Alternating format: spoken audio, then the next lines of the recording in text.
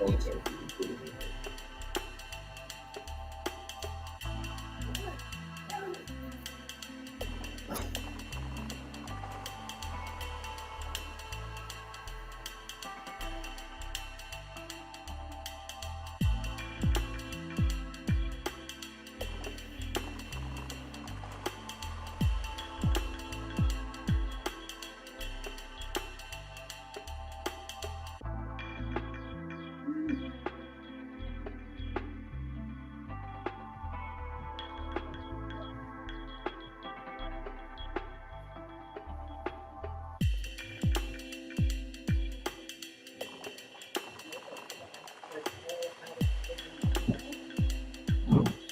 What up?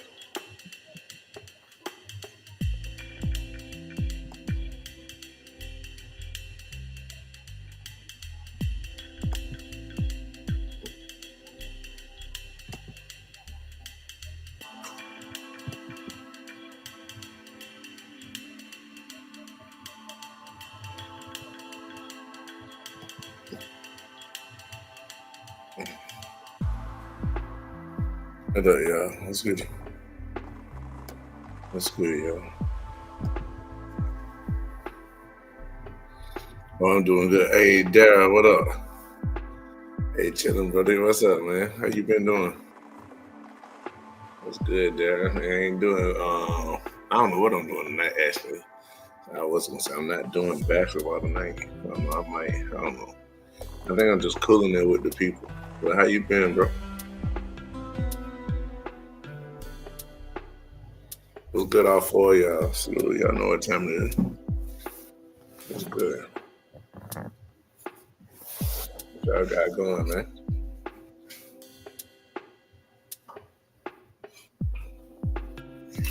Got a little music playing. Oh, you get set. They ain't gonna tax me for that. That's what they allow me to play. Hey, go Knicks. Hey, matter of fact, well, since we on that subject about your Knicks, right?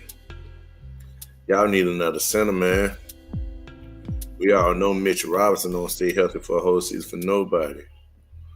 The young boy y'all got Jericho Sims behind him. I like him, but y'all did just sign back Pressure. I like that. There you go, Frank.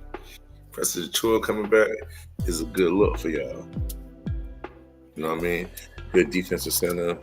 But do y'all trust Akura as the second center and Jericho Sims as a third? Or is Jericho Sims so far of a project still that y'all want Akuro? Not that's on Akuro. I keep calling him boy Akuro. That one that's the dude that played for the Cleveland Cavaliers. Your boys, I can't think of the name. I know Precious Achua. Precious Achua. So y'all gonna rock with Precious Achua as the second center on the team. He doesn't have the offense to supplant Mitchell Robinson. I rock with Mitchell Robinson too. What's good, y'all? What y'all up to, man? What everybody up to? I think y'all should make a trade, man. Yeah, I think y'all should make a trade to add center depth. I'm just trying to figure out who would y'all get a center from. I think the best option for what y'all type of picks and stuff, what y'all could get is like a Nick Richards from over at the Charlotte Hornets. Hey, yeah, we ain't even talking sports today. Since well, we talking sports right there because my boy Daryl, he was telling me about it. We got them back from the Lakers. We pretty much happy, man. My next, we look like we ready to go all the way. Y'all close. Hey, y'all close, man. I can't say y'all can't do it. Because if y'all can keep Mitchell Robinson healthy, hey, sis, what's goody though? I was calling you, man, to see if you was up, man. Ain't no way you was at.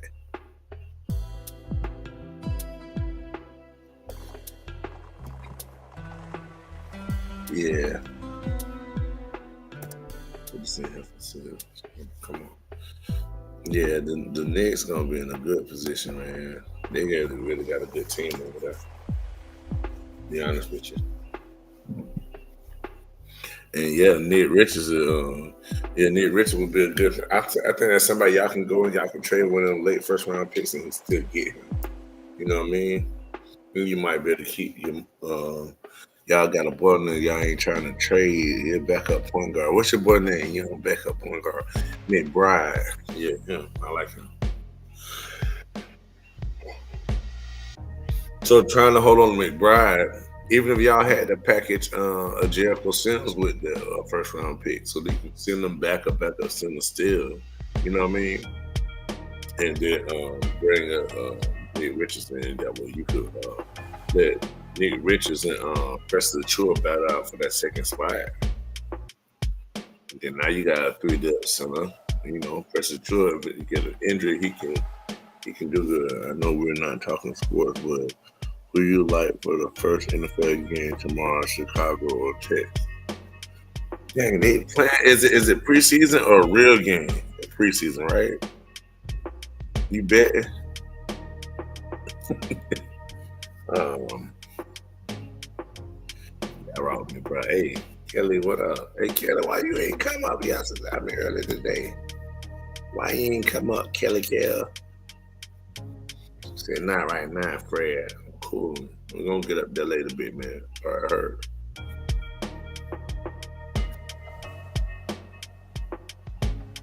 Good to see. Hey sis, I sent you the link. I sent you a link and dropped the link in the chat. T Slay, where you at? I had to redo this to my I was locked out of this account too. Had to find all my stuff in my account. T Slay, where you at?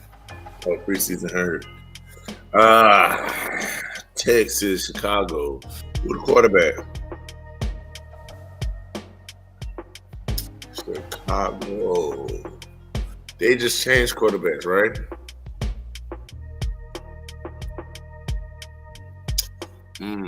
I'm just out there. I'm gonna go with the Texans. That young quarterback last year was pretty good. You're gonna see him in the first preseason game. I think he looked pretty good. First preseason game. Let's see what's going on.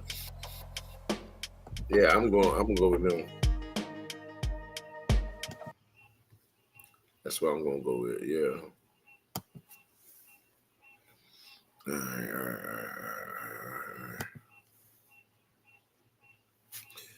right. Quandolin, what up? I see you. You made it. I'm coming, big bro. Just got back to school. Okay, sis. Cool. All right. Quandolin, what up? Y'all know it's a hangout right now. We cooling in. We ain't got much going right this second. I ain't know where sis was at now. It's kind of lie. But she on the way. Excuse me, y'all. Get back in. That rain still out there? Oh, yeah. That rain coming down. It's raining? Yeah. It ain't hard, but it's coming. Hey, rolling up. Hey, fast, Quanda. You good?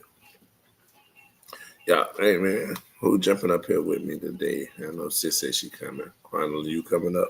You ain't been up here yet, Quandalyn. Miss Quandalyn.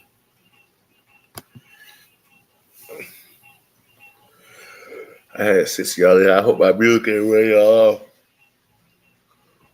It wasn't none of my music, man. It was just music they allowed me to play on here without getting taxed.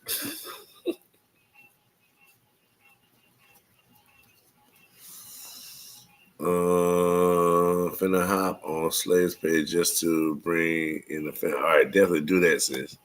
Definitely get it right, sis. I'm home. I'm just trying to kick it. I'm just kind of kick it. I just got home, relaxed, and I'm trying to let my head down, relax. Heard.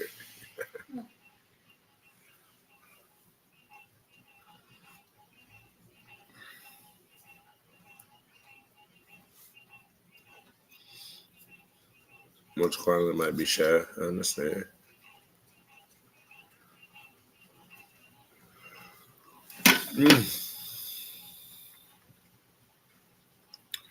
Yeah, it feels good though, y'all. All right, yeah, do your thing, sis. Do it, do it, do it.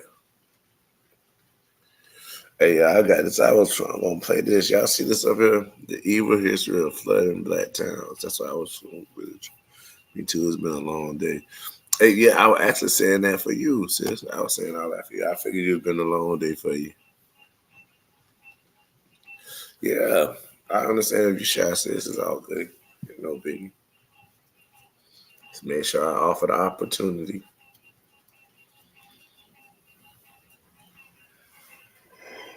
Can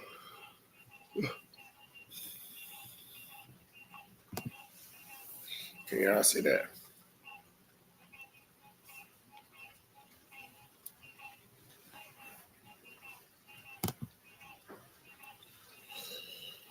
Mm-hmm.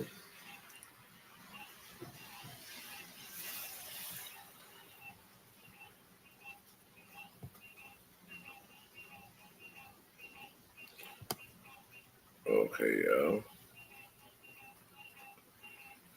I'm gonna run. Okay, sis says she won't jump back on. Quantum says she's shy. Nene, you there? Pop up, and I appreciate it. Never know when I want to pop up fast. You know it. Let me put this in there for Nene. I know Nene. Nene ain't called us. She called us today. What up, Nene? You're right on time. It never pop up. What we on tonight, brother? Sis on the way back over here in a minute. She finna shoot right now. I was really just live. Well, sis up here. We might talk a little bit about some of the cases. Yeah, I don't know which one. Maybe a little Kanika. Maybe a little Kanika tonight. We ain't studied nothing yet. But if she got some information on the case we was talking about earlier with TB's family or a friend, which is family too. You know what I mean?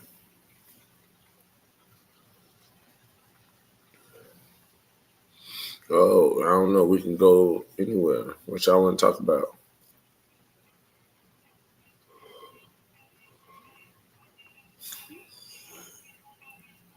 Okay, I was looking at the evil history of flooding black towns.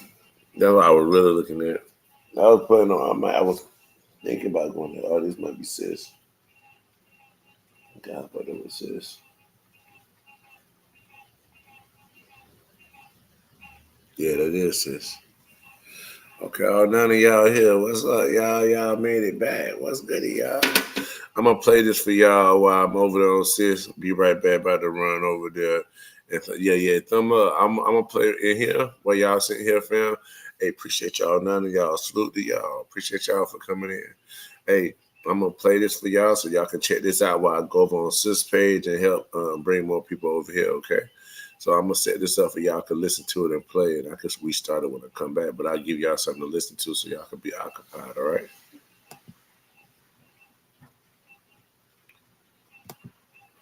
Sites fast, so you can browse with ease. Fast, safe, yours. Imagine living in a thriving black community where you could find refuge from discrimination and violence in the days when racism was at its peak. Such communities existed in the United States during segregation, and at least 200 of them were established by 1888. But as time passed, many of these communities disappeared from the map, completely erased from history. You may ask, how is that even possible? Why were these towns deliberately hidden and erased? And what can we learn from this dark and troubling part of American history? In this video, we will reveal some of the major black towns now hidden underwater or transformed into something else, and their black inhabitants displaced. The first is the Seneca Village in New York City. Seneca Village, a once thriving African-American community, was established in 1825 on the outskirts of New York City at a time when African-American residents were facing legal segregation and discrimination throughout the country. At its height, the village covered an area from 82nd Street to 89th Street on Manhattan's Upper West Side, with approximately 300 black residents living within its borders. The people of Seneca Village had a deep sense of community and worked hard to build a prosperous and thriving neighborhood. Many black residents were property owners, with a rate 5 times higher than the city's average. Seneca Village had 3 churches, a school, and various small businesses, such as a tree store, a shoemaker,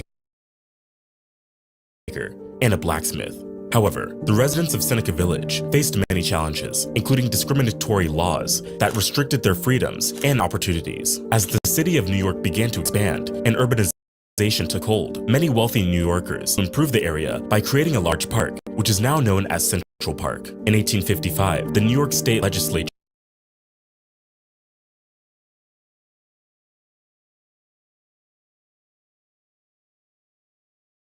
What's up, Nene? What you were saying? Oh, I'm doing good. I'm going up if it's okay. Yeah, come up.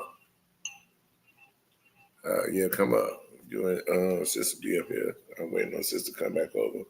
I'll salute to y'all. What's up, y'all? Hey, man, sis up tonight. We trying to do a live. We waiting for y'all to come on in here. So y'all come on. Let's get this thing going like we normally do. We want to make Yep. Let's go. In fact. I ain't even tell nobody I was over here. Yeah, it's all good. Hey, sis, did you, what's the name? Did you have a chance to, because I had 9 over there. That's why I need to keep that thing playing for them so they can have something to listen to so they don't just leave. The act to lay out a public in the city of New York, which authorized using the eminent domain to seize land to create Central Park. The residents of Seneca Village were accused of being a public nuisance and were forced to leave their homes to make way for the park's construction. The community was disbanded by 1857. The residents were forced to relocate somewhere else, mainly to Manhattan's Lower East Side. The erasure of Seneca Village is one of many examples of systemic racism and forced displacement of black communities throughout American history. The people of Seneca Village had built a thriving and prosperous community against all odds, only to be pushed aside by the government and the wealthy elite. The loss of Seneca Village was a traumatic event for the African-American residents who were forced to leave behind. Today, the only remnant of Seneca Village is a commemorative plaque dedicated in 2001 to the lost village. The story of Seneca Village serves as a reminder of the many vibrant black communities lost to discrimination and systemic racism in the United States. But while this seems traumatic, many African Americans in Alabama faced a more devastating incident. Before we get into that, we'd like to introduce a new segment called Black Business Spotlight. Part of our mission is to uplift and empower the culture, and a great way to do that is by supporting Black-owned businesses. So today, we'd like to share with you a company that focuses on empowering the community through reading and education. DTR 360 Books. Hey, what's going on, family? Assalamu alaikum, shalom, shalom, hotep, Islam, alafia. So listen, DTR 360 Books is the fastest online bookstore right now. All right, we have everything from comic books. All right, we have everything from history books. That's right, we got this bad boy. We have everything like health books, and we got children books, religious books. Listen, anything, you name it, we got. All right, definitely listen. Click the link in the bio, DTR360books.com, and find out what's all the hype about. Listen, a reading people is a rising people. So let's rise, family. You can't go anywhere without proper education. Peace. It's so important that we buy Black and keep the dollar in our community. If you'd like to support DTR 360 Books, click the first link in the description. Now let's get back to the video.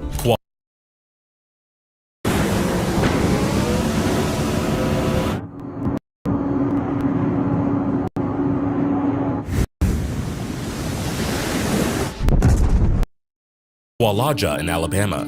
Lake Martin is a beautiful destination in Alabama, famous for its crystal clear waters, boating activities, and stunning sunsets. However, the lake has a dark history that few people know. Underneath the tranquil waters of Lake Martin lies the ruins of Qualaja, a once thriving African American community founded in the late 19th century. Qualaja was by John Benson, a formerly enslaved person who had purchased thousands of acres of land in Alabama and sold it to other African American families. The community grew and prospered with its Black-owned railroad and was home to the Qualaja Academic and Industrial Institute. This school provided education and vocational training to African American students. The school helped prepare generations of African American students to succeed in a world often hostile to them. Unfortunately, Kowalja's success was short-lived. The rise of the Ku Klux Klan and a lack of economic opportunities for African Americans in the area led to the community's decline in the 1920s. By the 1950s, the once thriving community had all disappeared. In the 1960s, the Alabama Power Company purchased the entire land to build a hydroelectric dam, which led to the creation of Lake Martin. The loss of Kowalja was a devastating blow to Alabama's black community. It is just one of the many mind-boggling examples of how black communities in America were systematically destroyed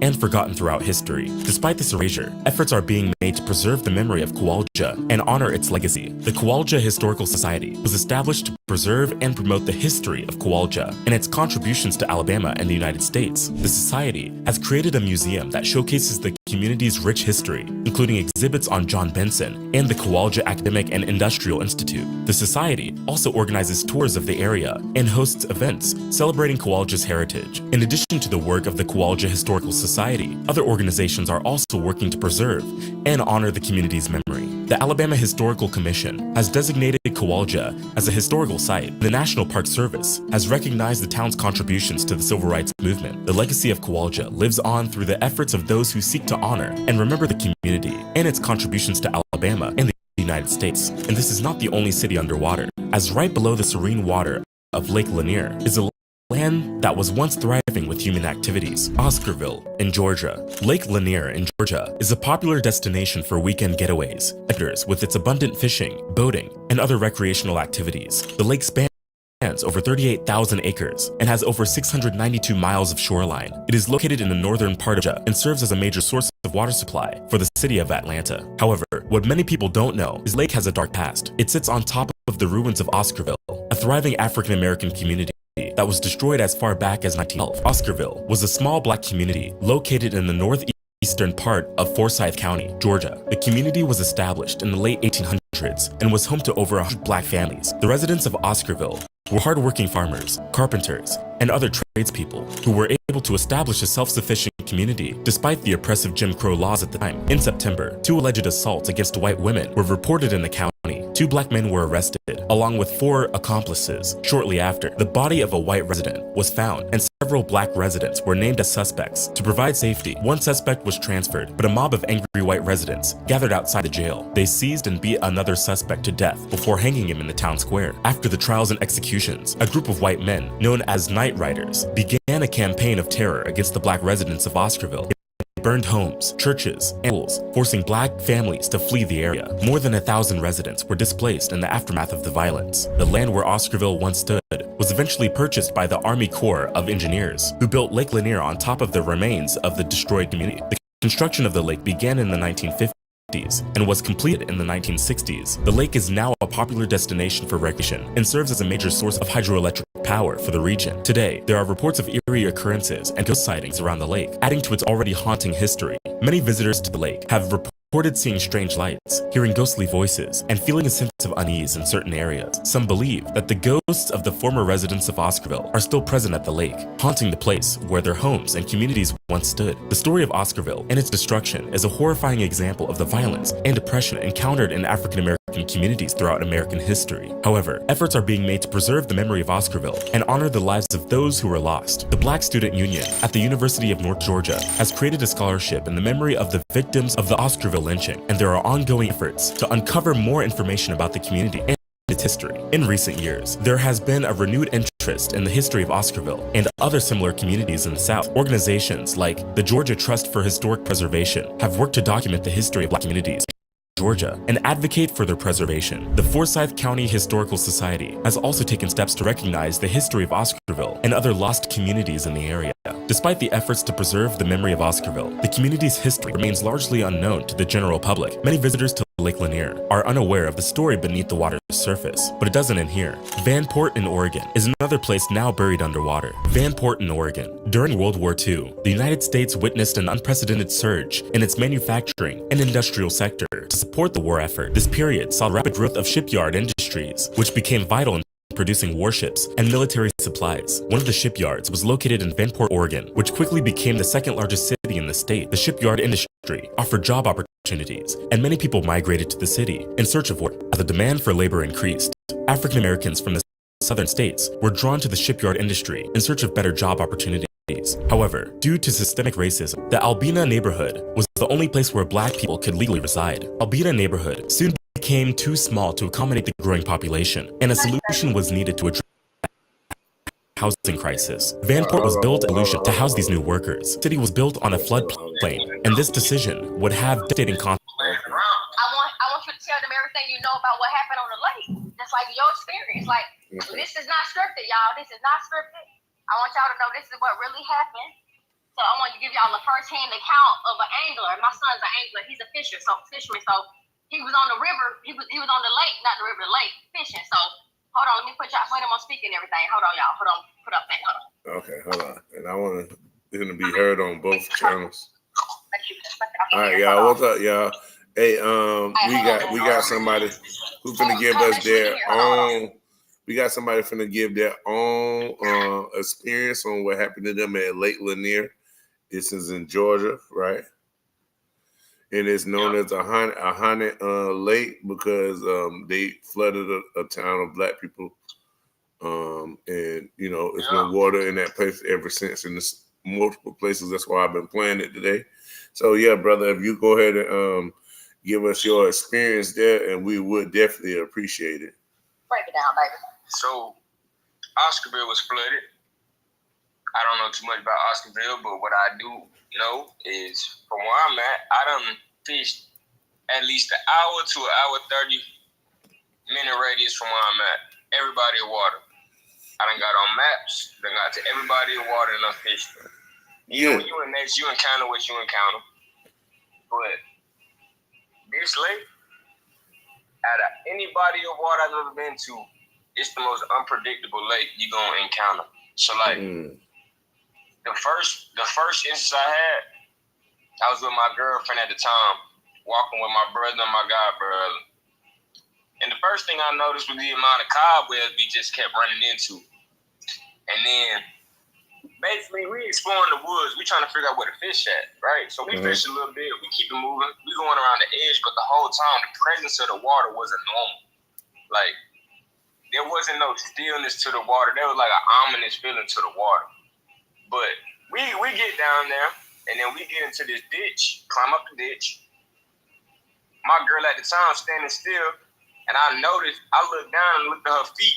Her feet was completely covered in these giant red ants that I ain't never seen before. Oh. And I done seen all type of insects. I ain't never seen this piece of red ants. And I looked at her, I said, I need you to stomp your feet 2 times as hard as you can, right? Yeah. She did it. She looked down and she gets to scream. Mine, she got a cover on her hand, a Georgia Bulldogs cover, small one, cotton one. So she dropped the cover for like 30 seconds. Mind you, I'm thinking about the cover. I pick the cover up. I leave the cover. It got completely filled with ants from a tree log. So that's the first thing that happened, right? Later on, we keep on walking. We get to this dock. And as soon as we got on the dock, it was something off about the dock. It was like 4 lines hooked up to the dock, and we got to pull in the lines just to see what was attached to it. We got to pull in one specific one, and the weight to it was kind of like weird.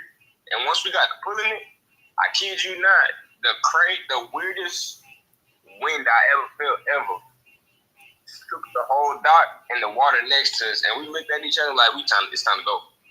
It's time to go. There was no.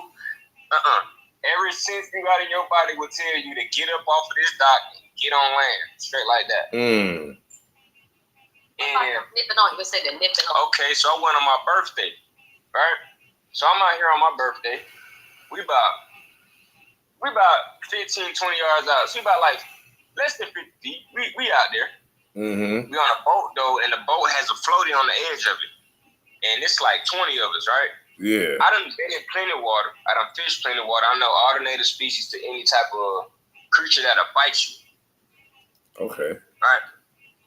I kid you not. While we in this water, every last one of us kept asking each other, what is biting us the whole time? And it wasn't like no like flesh taking bite. It was more like a nipping sensation. Like something was pitching. Ain't no snapping turtle bold enough to go do that unprovoked. Ain't no snake, no species of fish we got. There ain't nothing that'll do that. And the whole time we in the water, we getting pinched at. The whole time, everybody. Yeah, the whole time. So we sipping and having fun, but the whole time that's going on. The whole time. Yeah, y'all we just. out there all day. Yeah. Dang. And then at certain moments, you'll feel like you're getting pulled into the lake. I didn't want to go too far from the bank because you feel that, and that ain't normal from no body of water. So like a sinkhole, but not a sinkhole. Right. So yeah, it feels like something pulls you down. I don't know if there's a current in that lake that you can't see above the surface, but it be something pulling you down in that water that you can't explain. But didn't you tell me that even when you stood on the sands of the lake, you felt a pulling? Yeah. The sand of the lake. Don't try to go into any islands either. Don't try to walk across no portion because it'll be a drop off that ain't even predictable. You can't do none of that. Yeah. Hold on before what do you feel? Go ahead, bro. All right, Homer. The reason why we live on both channels because I had went live because I couldn't get in touch with Sis. So Sis Live actually bring people over to my channel now, but we having such a good discussion. And what he talking about, I was watching some videos on Lake Lanier. Now I really want to pull that up on the other channel. Too. I was already watching about Black Towns Flooded. So yeah, go ahead, brother. I ain't mean to cut off your wisdom, please. No.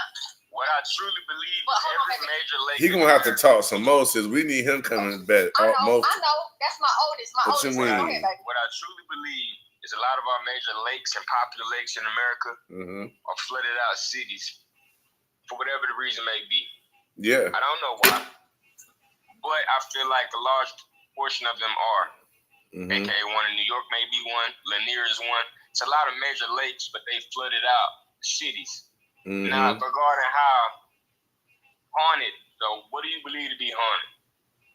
Whatever happens, or if when you a nature boy and you go outside and you pay attention to your surroundings, there's not too much things that'll spook you or catch you off guard. I was fishing in a bank in Lanier. I had a green lime chatterbait. Toss it to my right. I'm reeling it in, jerk motion. Kid you not, I see this big old copperhead following my bait. So I wasn't scared of the copperhead, but at the same time, I'm thinking, dang, this thing getting real close to the rock I'm on. Right. I got two rods with me. One on the ground, one in my hand. I'm reeling in, and then I realized this snake no longer going for my chatterbait, it's coming up to me. So I had to pick up my other rod, and I jumped off, and I hauled back to where the car was at. Yeah. And it was a little copperhead. It was like 6 feet long. Oh, man. No little one. And then to cap it all off, the girl I was talking to at the time, we ain't talked since. I always told her to never get in that water because I wouldn't do it. I did it, but even I wouldn't recommend nobody. She did sit in the water with her sister. Wait a minute. No, recently, got Jim. This is literally 2 weeks ago. No, right. So how long ago was it when you told her to not get in the water? I told her this years ago, like 4 or 5 years ago. All right. We done went multiple times since. I don't indulge in even getting in the nature around the water. Like even that is not normal. Even the grounds around the bank. It's not normal. 100%. It's not normal. Because you told me about the spider webs already. Spider webs, you're gonna see the big ants you ain't normally seeing. It's just not normal. So she get in the water with her sister on the jet ski. The jet ski flips over. Magically. They ain't turn it crazy. The jet ski just flips. She can't swim, but her sister can. They both got on like this. They real far from the bank. She's in the water now with her sister. Her sister says, "Don't move too much. I'm gonna grab you. We're gonna swim to the jet ski." And the second go by, the jet ski separates them, and it's getting further and further, and they're getting pulled down. So she's trying to grab on her sister. Now, if you got a life vest on, you're gonna float. Right. If you hold on to somebody that's just gonna be sitting there stationary, you ain't gonna really stagger too far away from whatever you're trying to do. Right. This just keep moving away. They get to panicking after like 5 minutes because they're starting to get pulled to the point where the water is getting to their face. It ain't normal. They get pulled Yeah, down. they can't stay up. They can't stay up. Yeah, her sister's swimming, trying to use all her effort to get to the boat, and it was just separating them. If they didn't get caught by another person on the boat, ain't no telling what happened. And she called my phone, talking about, I had my phone in my pocket, fell into the water, my toe was black, my rib hurt, all this extra stuff. And I'm saying, I told you not to get in that water. Tell me. All right, so before you leave out, what's your opinion on Jose? Before you walk away, yourself. As somebody who I'm not and Native, you gotta tell them. You definitely tell them your passion Indian. Gotta give them your lineage. But yeah, I like to be outside and I like to pay attention to nature. Like I definitely watch nature while I'm outside. I don't just sit out there and just fish blindly. I'm paying attention to everything around me. The sensation you get if you just, I gotta call it a bot. If you go to Lanier and you just a non-playable character, a bot, just a walking soulless person, and you don't pay attention to your surroundings, something gonna happen to you. Yeah. So a lot of people come to Georgia and think, oh, Lake Lanier, whoop, whoop. No, something's definitely wrong with the lake, 100%. My friend Kobe lost his friend in that water. Like 3.5 years ago, look it up. I remember. Yeah, she died. And matter of fact, another set of friends, it was his friend and his dad died. Mm-hmm. His dad went under first, the boy went underneath. Is it the black boy, the black daddy, like when it No, died? Leon died in Roswell Mill. Okay, no, that's a different person. I lost a friend and his father too in the lake. Lanier. Yes. Who? People that work with at that time. No, not them. That's two. So another father and son died. Yeah. That's some sick shit. Yeah. You see what I I'm saying? mean, I ain't gonna hold you. Mm-hmm. Happens out there. That just is what it is out there. It ain't. You can't replicate that. I think Lanier is probably the most haunted lake out of all the major lakes in America. 100%. Now, I wonder if it's something in it. Like we know it's a town underneath because you ever seen the videos of the underneath it? Yeah, I know the history of it, but I've never been. Like I'm right here in the city. Like I'm like 25 minutes from Lake Lanier, and my children have gone. Even my baby boy has gone, but I've never gone. But they keep telling me it's not okay to go, and I'm like, wait a minute though, we're black though. I think that we're black. I'm thinking that we protect it. Anything in that water won't anything that step in that water. I don't care if you're black. I don't care if you're white. I don't care where you came from. That water wants to take everything up under there. Yeah, so that's kind of crazy because I seen this one girl with a crazy experience, like something saved her in the water. Yeah, she said something pulled her from the water. And it could be, and she went up in the sky. Yeah. Yeah, she said that. But they also said, they were also saying that other people it was trying to drown other people though, type jump too. So well, what I'm gonna do is this. I'm gonna go to Lake Lanier. You can see, and I'm gonna stream live from the lake. You gotta take your son with you. And don't get in the water though. Nobody gets in the water. I ain't going by myself, bro. I'll take my boy. The number one reason why I know the lake is haunted, I don't go out there without something to defend myself on the ground. That's a fact. That's a fact. The water. So basically, you only feel the ocean. You can't really feel the river. You can imagine the river. All right. So what my son is saying is, you can feel the pull of the ocean, the vastness of the ocean, the pull of the water, the way it pulls on you, because you know we're water. Our body's water. I get what he's saying. Like we're water, your body understand the vastness of how powerful the water is. So it pulls you to it. And they pull similar to the ocean. So my son is saying, yeah, that's crazy for that to do that. Yeah, the lake pull you. That's crazy because when I do go to, I'm in Florida, you know, so we got plenty of water around us. So yeah, when I go even to, because we got one of the most dangerous rivers in the world, not the Trout River, but the St. John's River, one of the dangerous rivers in the world. It got four different currents in it. So I know grown men that drown in that. You know what I mean? They'll drown in that. That's the river that you asked about today when we saw that it said St. Joseph. Yeah, that's why I said, hold up.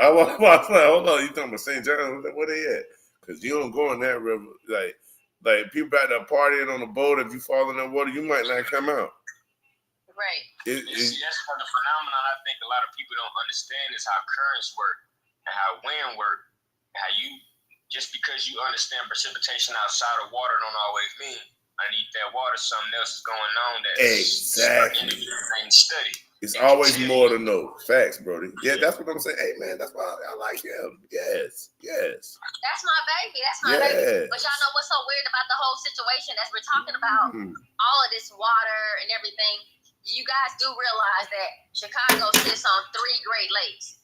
And those Great Lakes are the city, bigger mystery. And it's open into the ocean. So Chicago sits on the Great Lakes. Chicago is one of the first cities in America where bull sharks left saltwater. Damn. My son just told me that he said the bull sharks left salt water to fresh water. So when something called bull sharks left the ocean and crossed into the fresh water, which are freshwater lakes. Yeah. But it was based off of Virginia, I believe, when they first started entering. It's same water. It's all up there, yeah. So not like the Great Lakes are not sorry, not like the Great Lakes are like Salt Lake City, not Utah, right? I do. All of those are connected, yes, bro. That, yeah, if you look it up right now on Google, I'm almost 90% sure there has been a bull shark sighting in all those major lakes. Okay, so migrate into those and their gills can filter out salt for the fresh water. They just can, and they're the most dangerous because bull sharks. Bull sharks, yeah. And this is something that's they're getting even deeper into our water system. Yeah, and this stuff we supposed to be knowing. That's right. Go ahead. Damn. So apparently so this is the shit I'm dealing with, right? Like I'm being so honest. Like me and my son, we're here together in this house, and I told you my children are anglers. They fish. I don't fish. I eat fish, but I don't fish. So these people live with me, and my son, he can talk about to y'all about any fucking thing. I'm being so honest. So like talking about I can hear it. Yeah, I hear it in them. Yeah, I like it. Because I was always like that when I was young. That's what I'm saying. I've always been full of like knowledge, understanding, or wanting the craving for it. You know what I mean? So yeah, definitely. And he got a rare skill set too. Hold on, go ahead. Like when I go out in nature, I'm not really worried about what's gonna happen.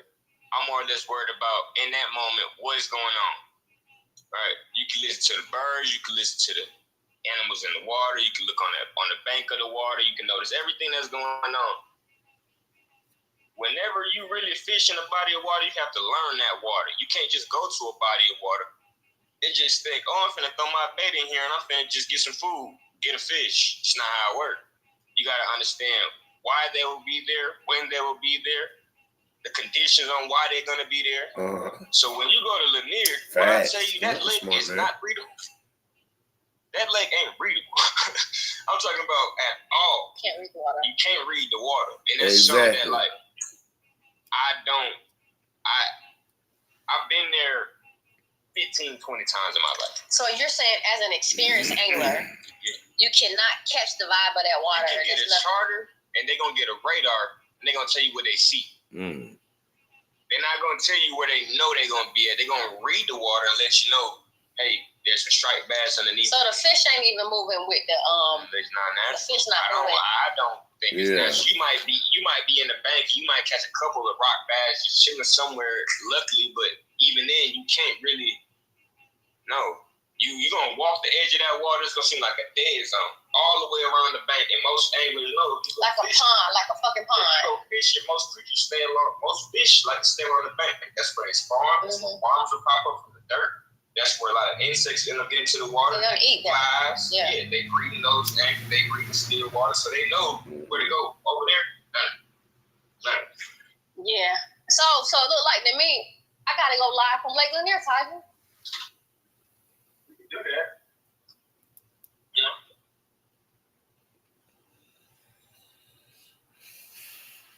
Honestly, What do y'all want to see from Lake Lanier? So what do y'all want to know about Lake Lanier? So we're gonna go out there. I think it's the journey to the water. I think they gotta see the journey to the water, the journey there, and then the oversight of the water, just from your point of references, wherever you at. And at the same time, while you doing it, I need everybody else to watch around the other person that's doing it. That's what everybody else got to do. Watch around the person that's doing it while we filming. You know what I mean? We're gonna be safe definitely because I slick want to go to the water. Choice when you in that water. Y'all know what I'm feeling. I keep telling my boys, like, they've been there. All my boys been there several times on trips and all this stuff, and I've never been. I really feel like I'm protected. I feel like spiritually I'm protected no matter where I go. And my boys keep telling me, no, this ain't got shit to do with your protection. Has nothing to do with what you think. This is a different situation. It's nothing to do with your protection. It's just your ancestors. None of this shit that's going on with you. It's not. This thing got to do with you. No. The sensation from the water is confusion and anger. You don't get a sense of. What you say? Most water has a familiarity with. Yeah, or you go to water and it's peace. Yeah, because I go to water. Because I'm a water person. I could be sick and I could just go get in the shower and I could get healed sometimes. Yeah, because certain, you know what I mean, water work with me. You know what I mean, but.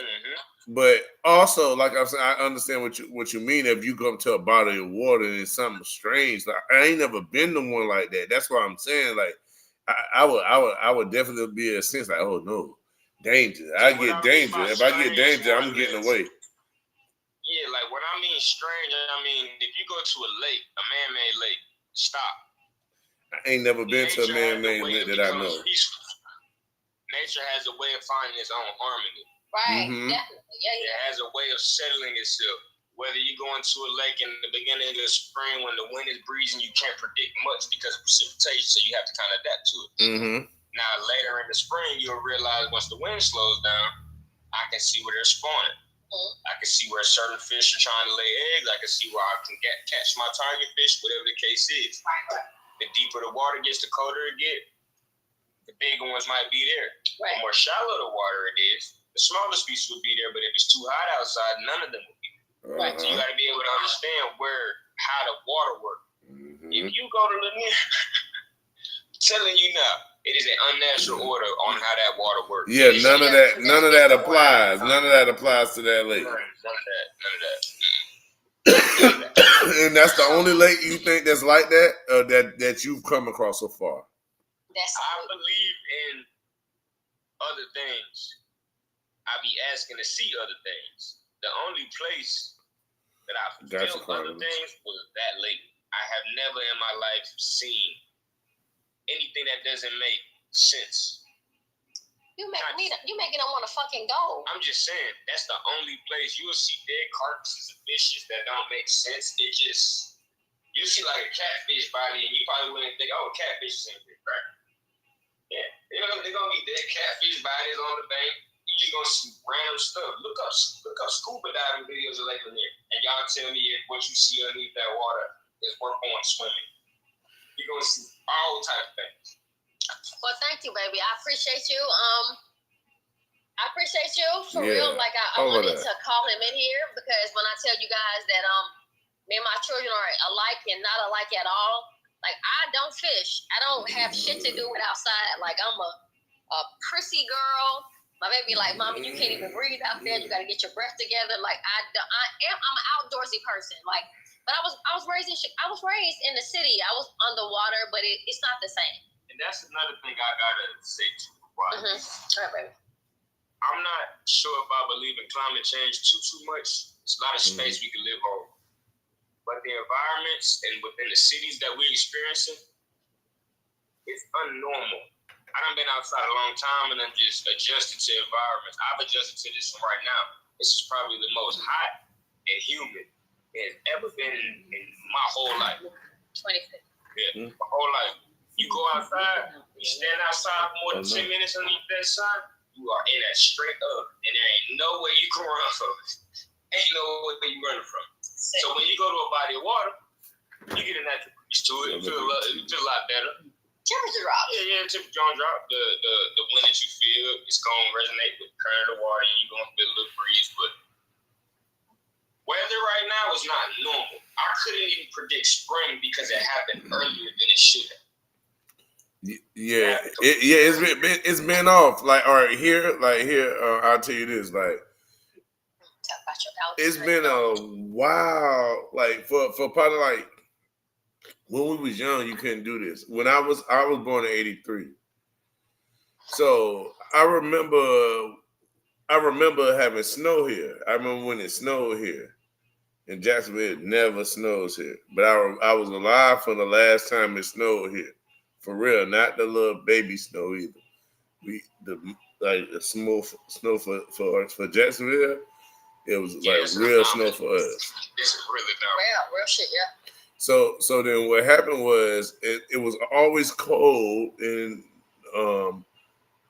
October, end of October, November, December, you know, it was always cold, but then it came to a point where we get to what they call Christmas, right? And we wearing shorts. It started getting to that. You know what I mean? Now we got to the point where it's unpredictable, like, because it really depends on how much rain we get during this storm season, and it's going to determine how cold we can be later. You know what I mean? It's like we all off of course for how Jacksonville was when we was younger. But when we was younger was when our worst storms was here. Our worst storms, I'm talking the worst storm that I remember here was when I was young. And maybe I was so young that it seems worse. You know what I mean? Maybe I was sort of frightened. I don't know. But as far as I know, that was the only time I remember we happened to leave out of places and go, like, even in the same apartment, from leaving out of an apartment. So it wasn't that you was young and didn't understand it. It was, right. It was bad. And I want to I think it was bad. Yeah, bro. Thank you. Yeah, I agree too. But I would like to add to something else. Mm-hmm. I think the consciousness of your parents, the people that were rearing you, they were cautious about your safety. And that's where you also develop. Because honestly, like, I want to tell you guys, like, he's here to tell you guys this about me. Like, I can pop up all this shit about who I am and what I stand for, but as a person that's really here in the flesh, that's lived with me his entire life. And for me, I have a reverence for the weather. I fear the weather, honestly, because I understand the forces of nature. And I don't play with shit that's natural.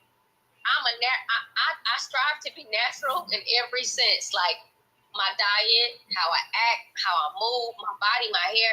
I'm as natural as I can be because I want to atone with nature. Because I want to be involved. So I want the birds to come fly on my tree beside my room. Like, every morning I wake up, I got like 10 red birds in my tree outside my window. And I want to atone with nature because I know that's what's going to help me in the end. Because, like, all right, bro. So you biblically, he's actually a prophet. So in the Bible, it talks about the birds and the birds giving you signs and everything. So when I was really, really young, I was very fearful, and I actually prayed for the birds to give me a sign. So when I see the birds, I pay attention to the birds, and they give me the signs about nature. So this is a real story. So my son is sitting here right now. So whenever there was a storm coming, all my life, if a storm was coming, right. So this is real time. It's real shit, right? Mm-hmm. So when a storm was coming, for me, my babies couldn't get in my room, come in my room, sleep in my bed, no shit like that. They had their own room, own bed, go to your corner, go to mine. But if there was a storm coming, I'm like, okay, guys, come in my room. Get on my floor. We're going to make a pallet on the floor. If the storm comes, we get in the tub. Pay attention to this. I've been prepping my boys for the weather more than I prepped them for church. I didn't tell my kids nothing about going to church or nothing like that. But when it comes to weather and natural phenomena and atonement with nature, I wanted them to respect the balance. You have to respect the balance. And see, here's the thing. Whether you respect the balance on a natural level or a spiritual level or religious level, it's all respect. It's all the same stuff, whether you know it or not. So if you respect the balance, you're going to respect it all the time. So for me, that's what I did. I was respectful for nature. I respect nature, honestly. And that's God's creation. So at the same time, it doesn't matter how you atone or what you say or how you prepare your people, how you prepare yourself. For me, I respect the balance. I respect the balance of everything that keeps everything perpetual balance. I respect balance. Doesn't matter what it is. I respect both sides of everything. See, right. Me hearing the story of Go ahead, baby. While the flip, script from this flip right now, y'all pay attention, please. Go ahead. When I heard the story from the birds, what I got from it growing up was just pay attention to my surroundings. Even to this day, there's a bird where I go every day. I watch this hawk hunt every day. Every day. And the squirrel. Not a squirrel. Oh yeah, the squirrel. I noticed the squirrel being in the nest. Yeah. I pay attention to all the nature around me, and I like to just sit back and just see how conscious are they. You know, a lot of people don't think animals are conscious or sentient and can't think for themselves, or we compare them to us when in reality they ain't. Comparing them to us is really negligent on a scientific standpoint. Mm-hmm. It doesn't make sense to do so at all. You know. So like when I watch this hawk hunt at work, when I know something's dead, he circles. When I know something's wrong, I don't see him. If I know a storm's coming, I don't see no birds. So I always ask myself, what do they be doing? What do they do? What I used to be saying the same thing. Yeah. What do they do? They are attuned with the electromagnetic grid of the planet. Yeah, but electricity. Like they just hide on the roofs and hide on the fauna. They get the fuck on. The same way black people do when a shot is when a motherfucking black person runs and everybody runs, they do what they're doing. But that's the one thing I have yet to see live happen. What? I try to watch when I see a storm brewing. I can never track the birds before the storm happens. They just gone. They just be gone. They know ahead of time. They know. But see, because you gotta think about they knowing it ahead of time, right? All right, it's dang, what's them called? I think it's North Sentinel Island, with that that island where all those black people at, right? So the white people be trying to go. The Sentinel, yeah, right. Yeah, so that if they get contact, they kill you on spot. Facts, right? So they was trying to contact them, right? So when they realized that it's a tribe that Indians try, I think it might have been Indians are natives. No, but they natives to their land. They've been there and nobody's been there but them. And we try to contact them. Rockchild, matter of fact. I think the white boy that went over the water. Yeah, they're island. So hold on, let me say this. These are not Native Americans. Let me say this. They're not natives. Yeah. They're Aboriginal. Basically. Yeah, they're indigenous to wherever they at. Y'all keep hopping, keep going. Yeah. Yeah, that. Go ahead, bro. Yeah. But yeah, them like I be trying to pay attention to nature and try to like read it and understand it, but I've been noticing a real different, how can I explain it? Sequence of how nature is done. I think they adapt better than we do. Like, it's almost unnatural for almost all of us to go outside tomorrow. And I want to see everybody go outside tomorrow and use your body and see if you can last in the heat in every single state that we all live in. It ain't normal. It ain't. At all. Like I'm talking about when I breathe in, if I use my energy for more than 4 hours outside, it don't feel the same as like, let's just say 3-4 years ago. It's almost like they're doing something. Yeah, they is doing something. I agree. They definitely doing something. They with the creation like a CERN and all the things they're doing, that they try to blame it on us about global warming, but they've been experimenting, dropping Hiroshima bombs and all kinds of stuff. You know what I mean? They trying to tell you that you doing so much when they the ones who doing all of it. Like, and I've looked into cloud seeding to see like what would be the reason behind cloud seeding. But I mean, to what avail though do they get? Is it for political reasons? Are they trying to time specific things and dock the weather to be what they wanted to be when they needed to be so? Are they trying to put specific things in the atmosphere when they needed to be so? that's just the question that form my mind when I'm thinking about, okay, if we're gonna cloud seed and force nature to not be natural anymore, what would be the reason behind it? You know? Yeah, that would take me to the Bible. That'll take me to Daniel, when Daniel prophesied that he said they should think that they should think to change times and seasons, right? So if you change in times and seasons, that's what the Bible said these people was going to eventually do. You know what I mean? So I can show you them changing times, because I know that Sep means 7, and September is the 9th month, but it should be the 7th month. I know Op means 8. So I know the guy got 8 sides. I know octopus got eight arms. So then why would October be the 10th month? You see what I'm saying? So I can see they change. Believe the top 1% definitely added days to our calendar for their own powerful or power mongering reasons, when it ain't even on the real time scale of how everything is going. Because I mean, yeah, that's 100% correct. There's no reason why our metric. Matter of fact, why is our the most minimal metric of time seconds?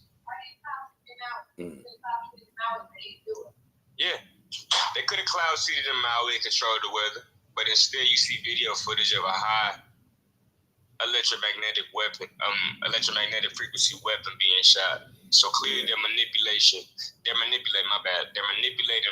some type of frequencies to be able to emit a energized weapon at their location of choice. And it ain't the first time it was seen. Not only that, it could also be replicated through earthquakes as well in the ground. Weather as well, wind, water. But it all boils down to, are they just playing with their power, or is it to like an actual, I actually don't think they can control everything. I think they try to control stuff, but it's too much stuff. It's too much stuff going wrong, because I don't think they're doing everything wrong. I think they're messed up experiments, like a science project blown up in your face.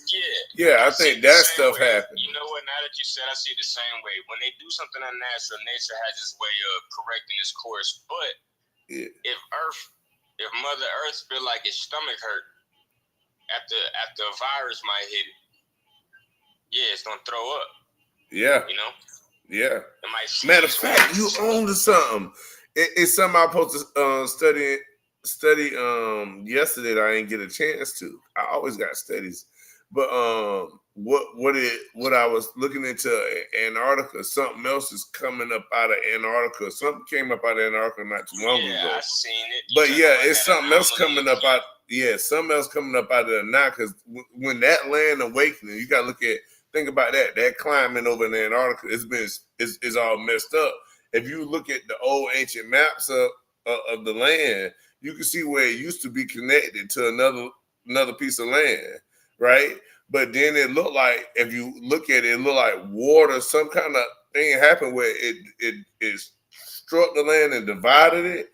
That's why it's out there by itself, and it's like storms all around it. How was the shape of a dragon? Huh? Oh shit! Hold on. What was the shape of a dragon? The anomaly from Antarctica. It was the literal shape of a dragon's head. No, I didn't see nothing. And it was something I seen. Basically, they were comparing it to a Christianity, just say prophecy. I didn't see nothing. Yeah, if it's a dragon's head, because it's a bunch of birds over there too. It's a bunch of birds, and I don't know if they was bird worshippers or what. But it's a lot of stuff. I've been looking into Antarctica for like a long time, because the way I was looking at it, we was wondering, was people living under the ice? You see what I'm saying? Because it was stuff it just didn't look natural the way stuff was going.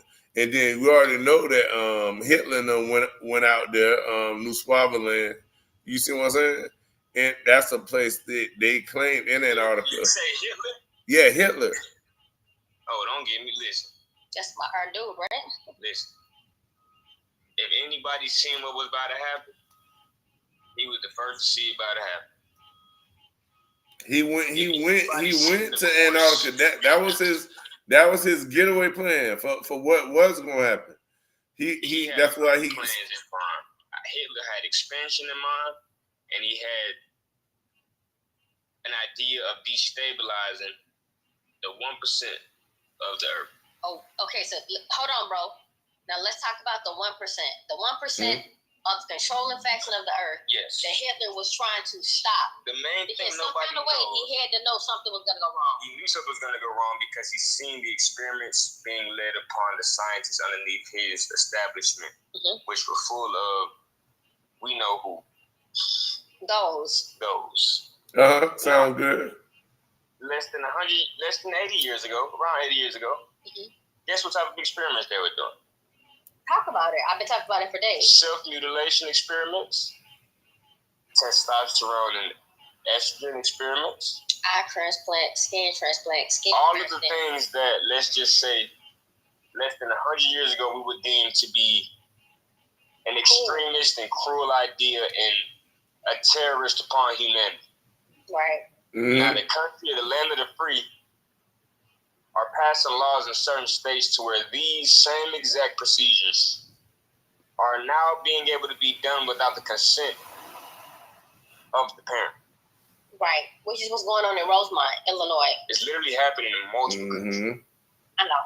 I mean, not countries, I said country, states, you know that. States and still countries still know. Yeah, but it's still happening. But the fact that we can point at one person for one specific group of people, while at the same time, there's genocides happening all around the world. It's a specific group of people that probably lost more in the last 10 years than them right now that's going on. So why the fuck are they getting? Why is that the only word that's off limits is the real question. When in Africa there's genocide, and it's a lot of different countries where people are dying at a large amount. Hey, I'm going to say what I'm going to say, man. Fuck them, for real. Hey. This is what I'm going to tell you. There's a reason why we were all taught to not say one thing about one group of people. Our board of education was influenced by them. Yeah, and I'm on that because like I say in my Bible it said they cast lots for Jerusalem. And check this out. Let me say this to y'all. And then here go my dumb ass. I want to talk about what the fuck I know about them and what they're doing, and then they're controlling my tongue as if I'm benefiting monetarily from this. I'm not benefiting monetarily for this. At any given moment. Yeah, but what? And it will get watched, and there is a system. They're gonna shadow ban me. They're not necessarily shadow ban. They're not getting.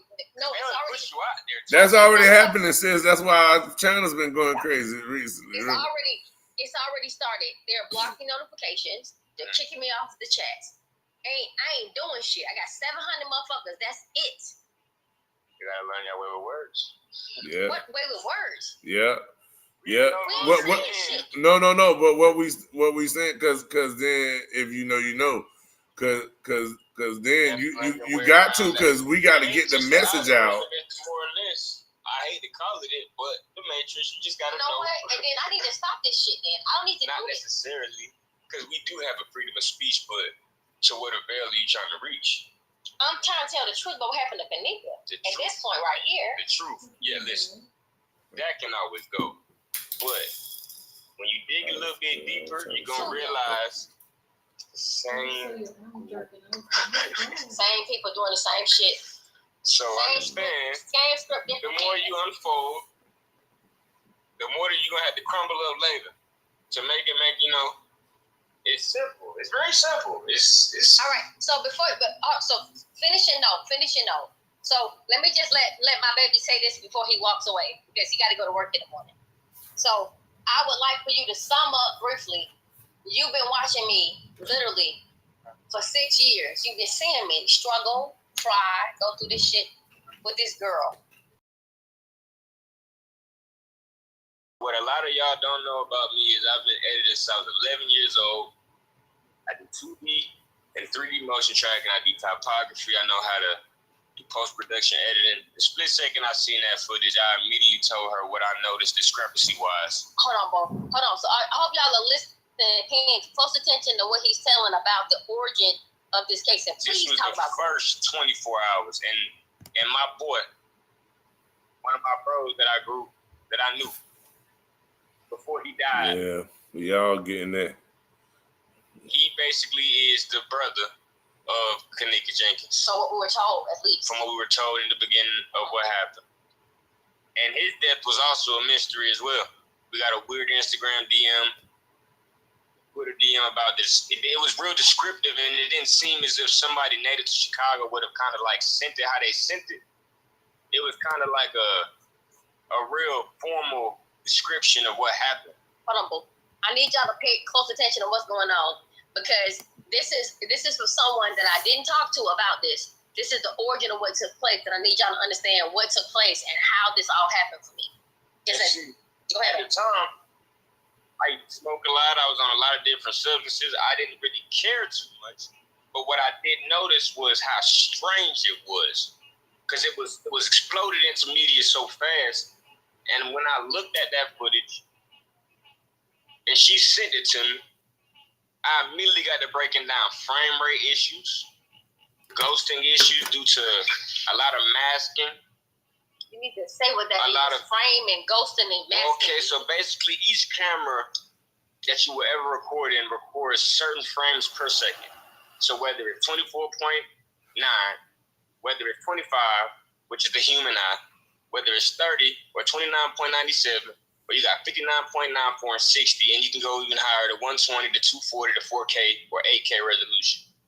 Mm-hmm. The footage that we see is around 15 to 25 frames, and within every second, I see about 5. Hey, brother, before you go further, is 8K resolution their final goal? 8K resolution would definitely be technology's newest goal for resolution, but the problem will be what type of devices will be showing 8,000 pixels against one another in both directions. Yeah, so they're looking. So they still need to make a sacrifice to get the technology that can capture that event. Oh, most definitely. You could upscale any piece of footage you see. You can definitely upscale it and try to restore it to a degree where it's at its original form. But a video like that, as doctored as it is, timestamps and all, it was definitely a composition, 100%. And my bad, bro. Before I actually was going even deeper. I had left Kenneka Jenkins case there because when you was talking about the frame, the camera or the visual, right? Because when you said 4K, I know that people be using 4K 9. I know they be always talking about the 4K cameras, man. We seeing this in 4K. Oh yeah, 4K. Yeah, so your iPhone. If you go to your settings in your iPhone, you can definitely upscale y'all's quality. Right? Even to this day, you can go to a different frame rate and have a better quality. So the lower the frame rate, the higher the visual quality. But the higher the frame rate, the lower the resolution, because you're catching more per second, which will make it, in theory, more smooth. I understand. So it looks more, let's just say, lifelike, but in reality, our eyes optimize from our brain perspective. So, like, when you're walking down the street, your eyes won't capture everything within your peripheral. It'll only capture what you're AKA focused on.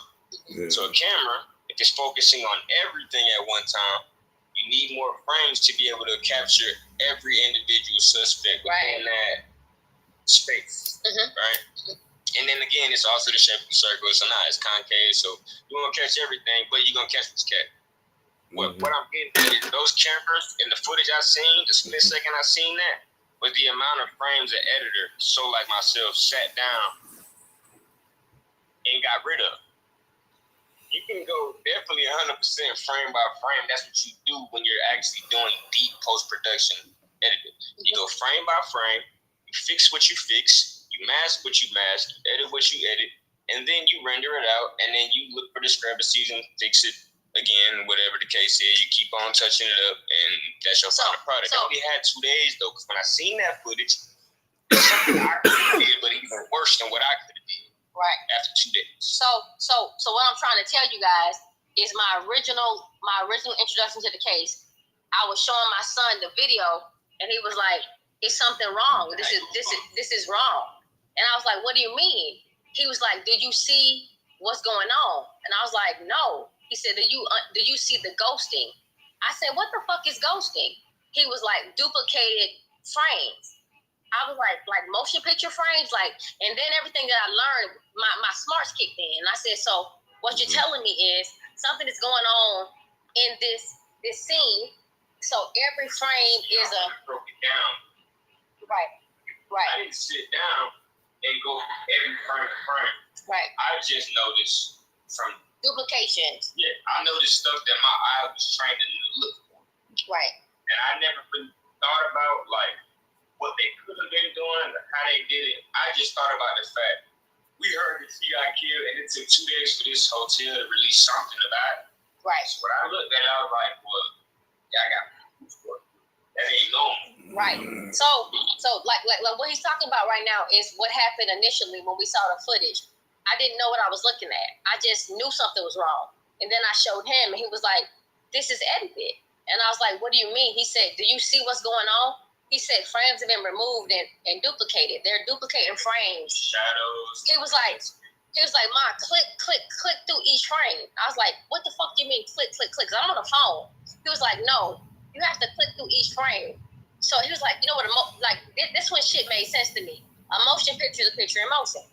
And I thought about the fact, like when I was a little girl, I would get a big library book and I would draw a little girl with a rope up like a stick figure. Exactly, until you just flip through it and see a whole motion picture. Yes, I would thumb through the pages and watch this bitch jump rope. Yeah. But sis, sis, what he's saying is, like, say if you watching a girl jump rope, so some of the times when she supposed to be, the rope supposed to be going underneath her feet, right? They ain't want you to see that. So instead, they put the rope still right here a bunch of times. Yeah, she jumping rope without jumping rope. She bouncing from frame to frame. Exactly. 25 frames every second. Okay, so what he said was something I did not know. He said with the human eye, the retina catches 25 frames per second. All right, we can detect 25 frames per second. Yes, so the brain will simplify what it's looking at. As always. I'm telling you is because if you got a computer, your brain want to optimize as high as it can. Oh my fucking God. Right? Did y'all hear what the fuck he's saying? Taji, you doing too much. Look, no. Break it down so you can understand why. No, you being simple. But let me just tell you what the fuck. Let me tell you what he just said to us. He said our eyes are complex. Our brain is designed to simplify what our eyes detect. So he's saying what your eyes see, your brain will make sense of. And I'm so over this shit. In the most simple way. In the most simplistic way. You gotta understand, if you see, you're gonna be into the realm of like a feline. You my cat. son. Because look, a cat can see a wider spectrum of everything. And their brains are created to hunt, so they look for everything. Our brains are made to be hunted as well, but it's simplified for optimization. It's that simple. We hunted by chasing for hours. So we're fucking slow. Not that we're slow, our brain will process slower to be the smartest.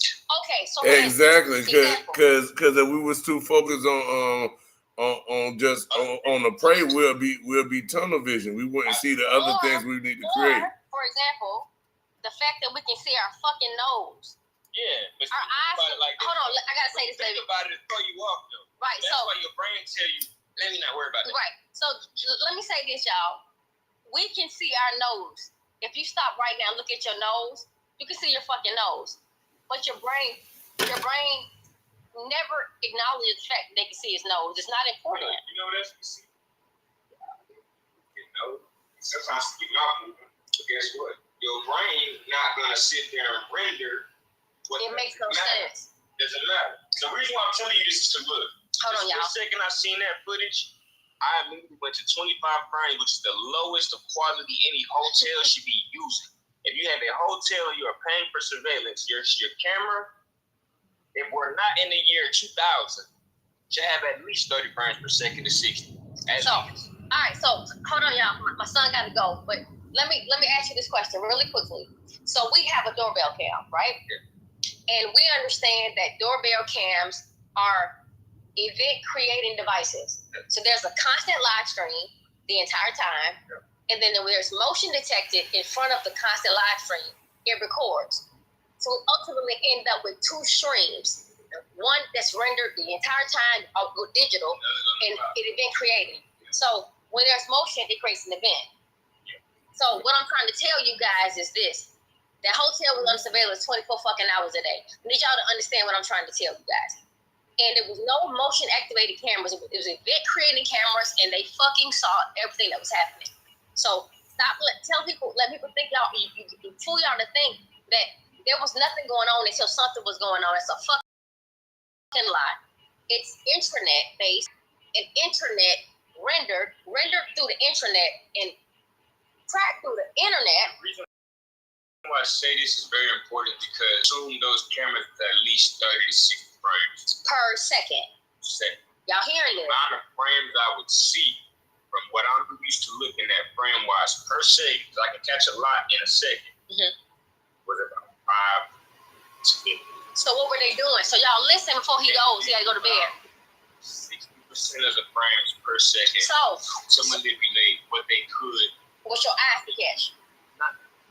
Yes, but it's more or less like watching it in a fluid state of motion. You don't want it to look extremely choppy. Robotic, You want right? to get rid of at least all discrepancies you can. So they went frame by frame and got rid of the one that they didn't. So in my son's professional opinion, they gave us 10% per second. We got 10% per second of what was happening in every second. Yeah, about 10 to 30 at most. So we don't see shit, y'all. No. Because our brain processes nothing. Our brain don't process this shit. So we see a girl walk around, bounce around with a jean outfit. And the only reason you can is if you actually go after that, you download it, you sit down and go frame by frame after that. Yeah, then you will see what happens. It's only like, oh, her hand's here, then it's here, then it's all the way up here, then it's down here. She a whole fucking robot. You're the robot. Yeah, they deleted about 50%. So the frame, so it's fucking edited. Whole shit. Yeah. So that's what I'm saying. Like, so sis, He like, said every second. Did y'all hear what he said? He gone now. yeah. It was deleted. He said every second was edited. Every fucking second. He said not just what we're seeing. Every second. So one. Every required team to do that.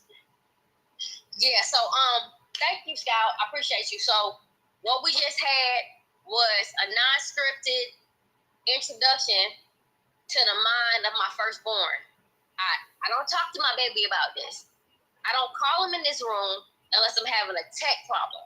I don't say shit to these kids about nothing I'm doing. And they're not kids, they're grown at this point. But I want y'all to know that that was my oldest son talking about what he knows and what he sees. And we don't talk about this. We don't talk about it. Why would we talk about it? We already know what's going on. So I got a big ass house. He on one side, I'm on the other side. He like, what's the covering? Kanika, oh, okay. He walks away. It's simple. This is child's play. This shit is weird what they did. So someone with a trained eye can see the shit. He said it wasn't just edited every second. So say he said like the max frame in a second. He said was 60, right? He said the max frame is 60. He said the human eye can only see 25 points, like 7 or 25.5, something like that. So all we can detect, yes. Yeah. But and then he said like 50 to 60% of the frames was unaccounted for. So right. meaning like they just the same duplicates of the other frames that are there are just placed in those spots that are missing. You see what I'm saying? So right. Yeah. That makes total fucking sense. Because when I seen somebody slow it down, they should be stuck in the same place, never moving. They're like, why she ain't never going nowhere? Stuck. Then she'll like jump like y'all was saying. So that's solid. That's super solid. Right. So just for you guys to know, the dude that just spoke was my oldest son. And he's also the friend of the dude that I thought was her brother. He's also the dude that told me something's wrong with what you're looking at. I don't know what you're looking at, but what you're looking at is not right. And something's wrong with the footage. So what are you looking at? This is wrong. So whatever you're looking at, it's not okay. So with that being said, so I have someone in the comments, Carmelo Turner Sr. says, T Slate, why can't we see you? I want to see your face. You can close your eyes and go to sleep, and you can dream about me. What the fuck did it look like? Picture it in your dreams. Because for right now, my face is not important. The information I'm giving on Kanika is the most important aspect to this. So that's pretty, to me, that's disrespectful, sir. Because what I look like has nothing to do with what's going on with this girl. So don't get caught up in what I'm saying. Listen to what we're talking about. Don't worry about what the fuck I look like. And I'm not coming for you, but I'm telling you I don't like that.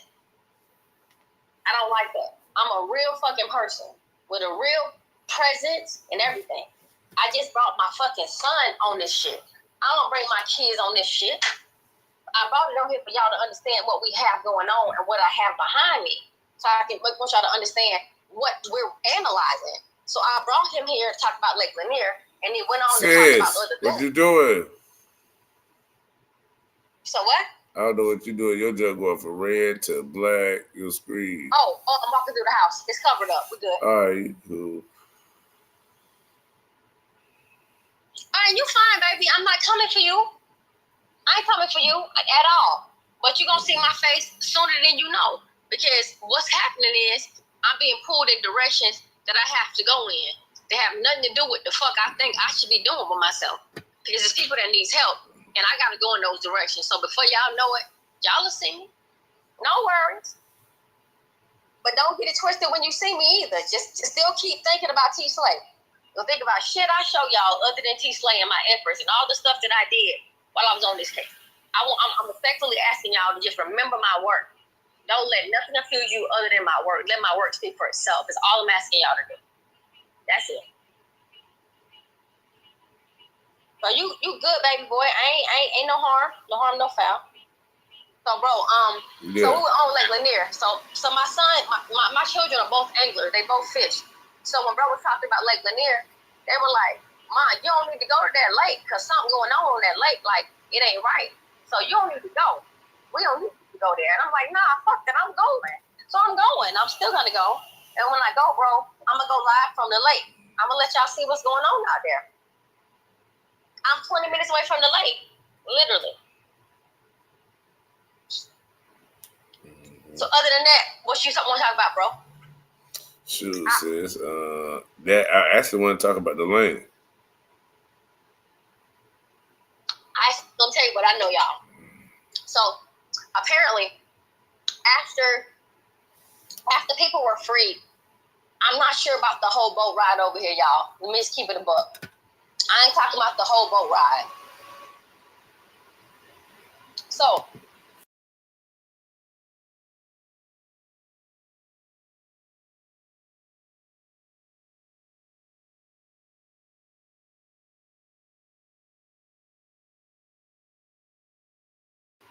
your commodities based on your climate. Just like Chicago is based on dead fucking people and they doing organ harvesting and shit. Your climate dictates your commodity. So just like Chicago got organ harvest and shit, the South has warmer weather, and then agriculture is different up here, down here. And you go to Chicago, it's manufacturing. There's no sun, ain't no growing no motherfucking stuff up there. People have to adapt to their surroundings. So in Chicago, they do manufacturing, and up north, and then down south, they do farming. So this is what's going on. People that move from the South went to the North for that reason. So, with that being said, there were people in Georgia that were freed based on the freedom of slaves. And so they went on and they decided to build. They didn't go up north. They decided to stay down south and build what they wanted to build. They didn't have ties to the north. Maybe nobody escaped. I don't know what the fuck was the criteria at that time, but they decided to stay in Georgia. And people got together and they built a community, which is Oscarville, and they had churches, an ecosystem that was phenomenal, by the way. They had a judicial system. They had agriculture. They were thriving. They were educating themselves. They were doing their thing. This is this is not even like the 1800s. This is 1900, y'all. Mm-hmm. They ain't gonna make it seem like it's so far away. Right. Some little white girl was big on the black man, and she was sleeping with a black man, and her parents came home and caught her in the bed with him. Instead of her telling the truth, she told them the black man got in there and so he got in trouble. That went on. Next thing you know, a little white girl got killed, and they blamed it on the black man. So here we go with another racially motivated shit. The same shit they're doing right now with George Floyd and everybody else.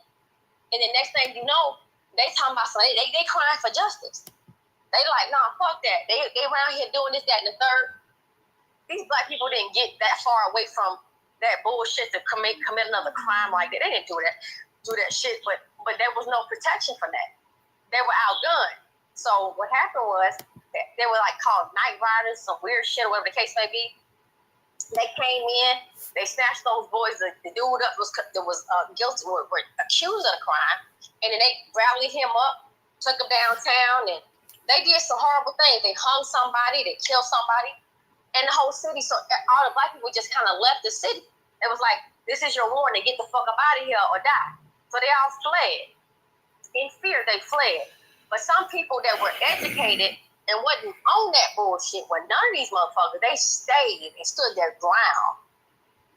And then they offered to because the area that they were in was going to be a reservoir for, I guess, was going to help a lot of, I guess, the electricity, because everything is water is electric.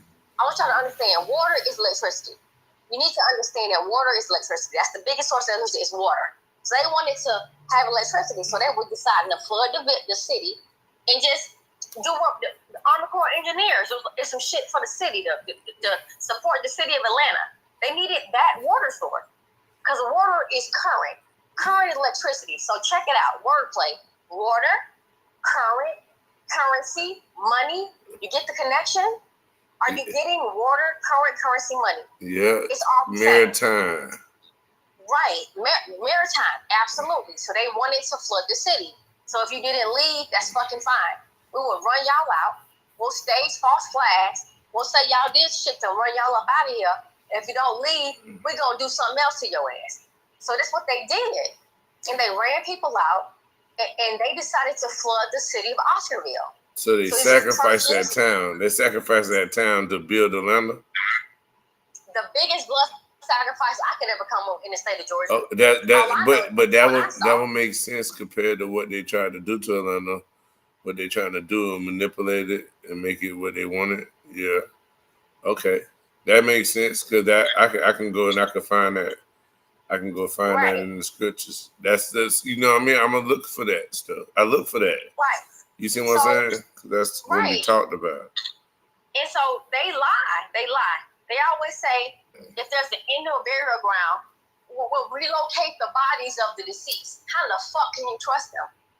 They digging up the dead and relocating the remains as if you give a fuck about what we have going on. Like the movie Poltergeist. Like let's go back to 82 when they did the movie Poltergeist. It was a Native American reservation, and there was a new subdivision. The white man decided to build on top of this new They leveled a reservation. Yeah. Didn't take out the bodies. Built these new houses, and all of a sudden, one of the houses is experiencing paranormal activity. Yeah, they just did that to my people, Shinnecock. They just did that to my Shinnecock people, up in New York. They just did that. They just did that, and when they were trying to build it, they found the graves. So people came and they had to do a ceremony. Right. So just to give y'all some theatrical evidence, so in the movie Poltergeist, they decided to just remove the tombstones and leave the bodies and say, fuck those niggas. That's terrible. One day a little white girl watching TV, next thing she know, something talking to her through the TV. And she tell her family, they're here. They're like, who's here? She's like, they're here. All of a sudden, the house started experiencing this paranormal activity. Whole time, people thinking they're ghosts, but they're not ghosts. They're native spirits. They want their land back. So they gonna fuck with everybody in the neighborhood, play with everything. That's the whole basis for the movie Poltergeist, whether you guys knew it or not. That's what it's based on. So this lake, should I say, was built over a community of Black African Americans and natives. And they flooded it out and said, fuck everybody. Now it's all kind of hell breaking loose. Then we and got no two one guys can stop. going. Right. So the whole time, the currency, y'all peep game now. The currency, which is the money that the city is generating, and the current of the water is synchronized. I'm in trouble with these waters. I'm about to show y'all what the fuck the current really about. And then they have all this deaths on this river, in this lake. And then people are dying left and right, but nobody will stop going. Everybody still keep going to Lake Lanier. So what's going on is atonement has to happen. The balance has to be restored. And these motherfuckers they want to balance it out. So to me, I think the people that they got fucked over got something to say about what happened to them. I think that's what's going on. That's my opinion of what's going on in Lake Lanier. That's just my only opinion, and that's all I got, bro. Yeah, I want to watch that girl experience at Lake Lanier on over here on the other channel. The way that you heard about too. Right, but go to some of the stories about the lake. Like, there's so many stories about the lake and people that made it out. Yeah. And then people that didn't make it out. Yeah, you're right, sis. And we can do that. But over here, what I got is all of the lakes all of the black towns that got flooded. They talk about Lake Lanier now on there. But I can go off of this and go to just Lake Lanier so we can pinpoint this one because you're going to actually go there. You know what I mean? That's going to be fire. So you want to transfer over for that? Or you want to just stay like this and do it? Nah, play what you got. All this shit is important. You want to play what I already got on? Yeah. All right, her. I'm going to play that real quick.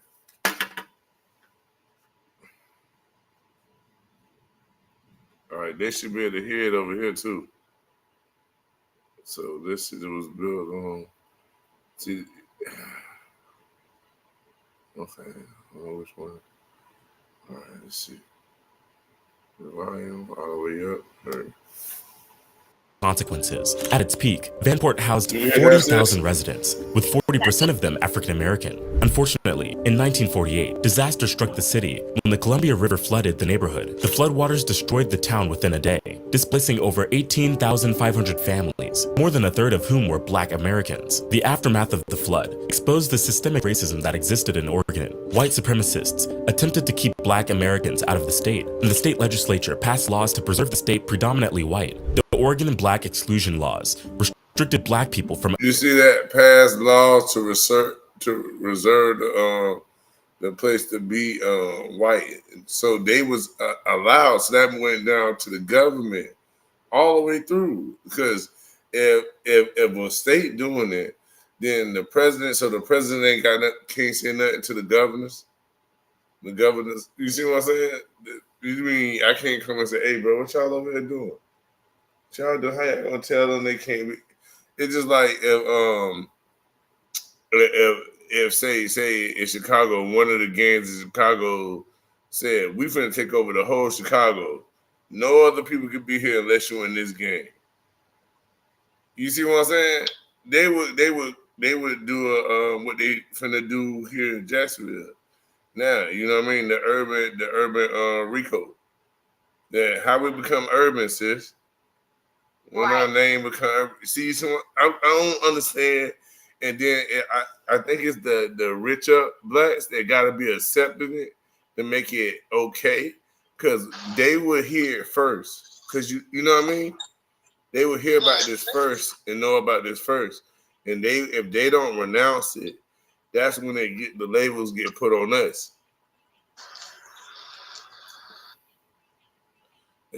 It's terrible, but they use that word because I remember before when they used to say urban areas, it wasn't related to us.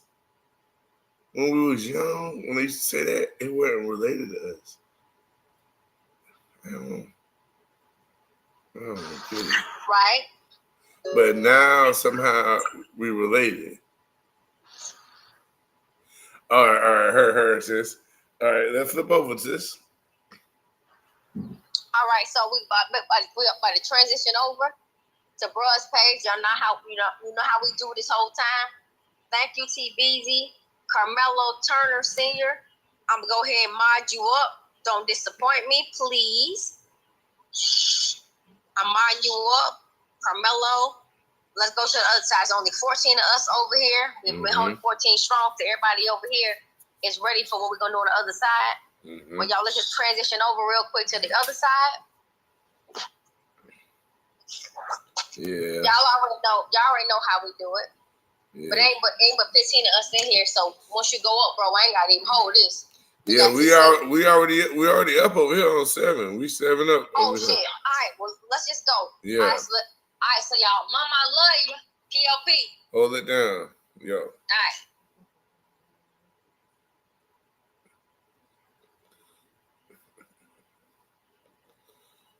All right. All right. What up? All right, y'all. This where we at now. We here. Heard. All right. Let's make this happen.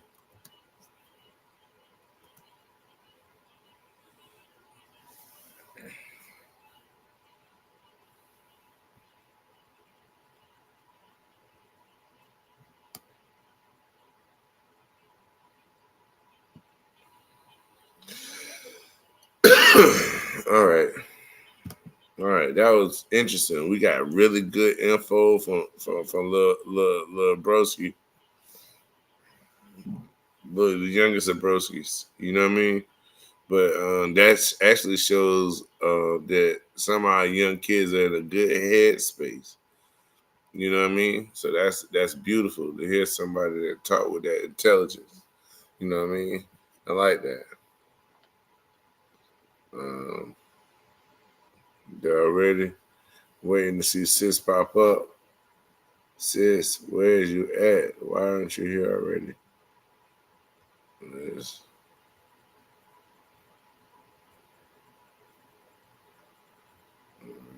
She gonna come over.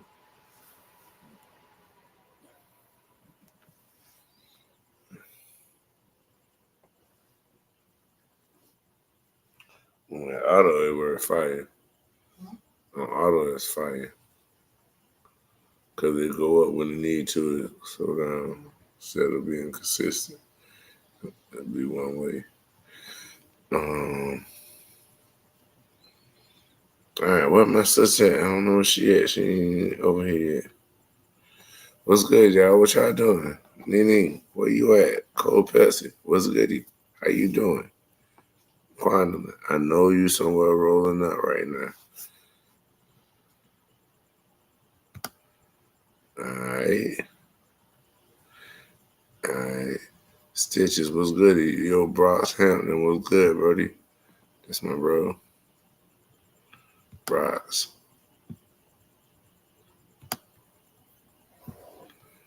All right. So, y'all, we gonna get this going. What we already watching over here. Hey. This content right here, though, stupid raw. That's not what I need. Black Culture Unlocked. Salute to you, Brody. Appreciate you for this. As you see, it's already lighted up. There's somebody trying to. I'll definitely be watching.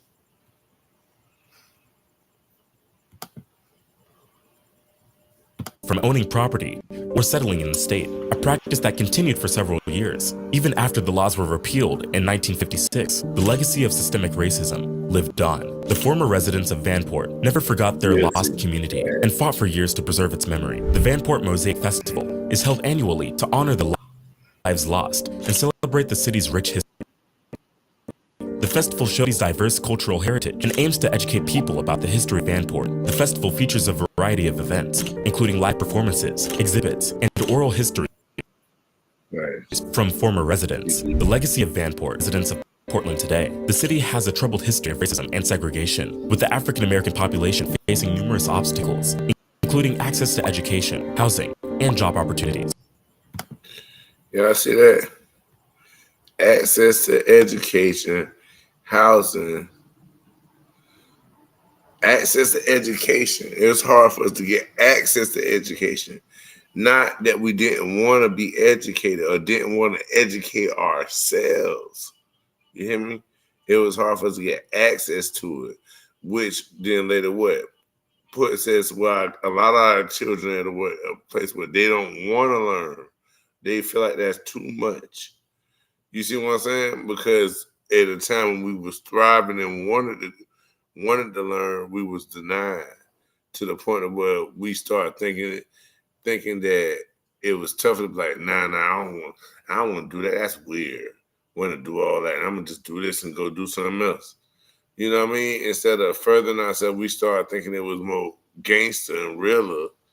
You know what I mean? To just cut the education short and do something else and, not further the education, because before when we really wanted to do that, we would deny that. We were like, man, we can't get it, or I'm gonna do something else. Which we ain't had no choice to then. But now that we got a choice, we still got bad habits, which the other side wanted us to have those bad habits. You see what I'm saying? And then that's throwing the rock and hide in your hand, act like you don't know how we got those bad habits, and then blaming us for those bad habits, which were created from a situation, you know what I mean, that the not only the states and cities and the regular communities was against us, but the government in the whole was against us. The laws were against us. You got to still remember what was written in the law about 3/5 of a human. You got to realize that was actually written in a law. You can't look at it as like it was just something somebody said. It had to pass. It had to pass. They had to all agree on it. You see what I'm saying? If that's not applied, that's a cast in the lots there. A vote. Like Simpson said, right? What's goody? Diamond, what were you doing? All right, get ready. I need you to get ready on this. All right. Yeah. So you gotta look at this stuff like,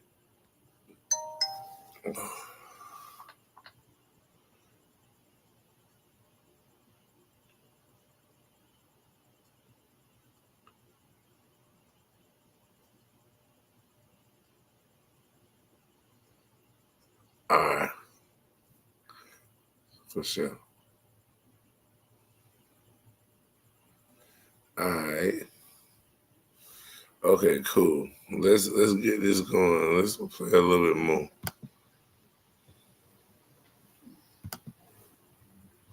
However,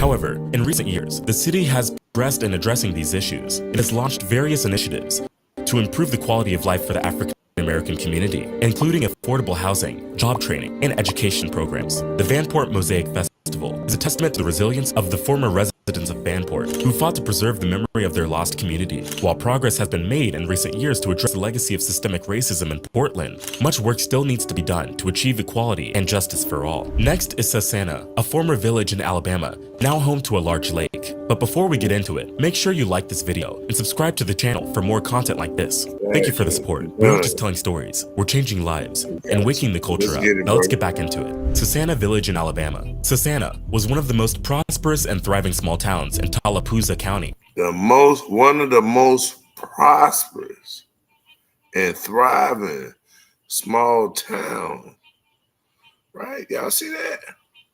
Not a gang town, not a place that bringing the rest of the communities down, not something to be despised at unless you just despise that people,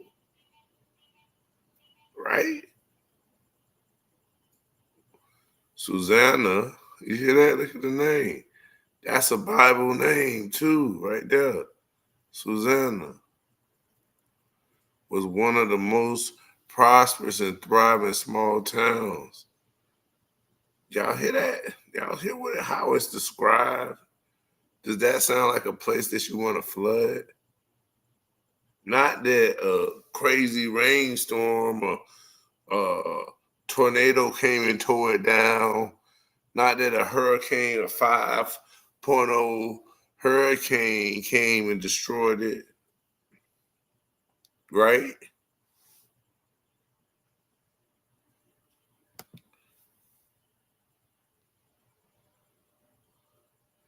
Oh, you about to hit your domain? Okay, hold on. I'm dropping the link then.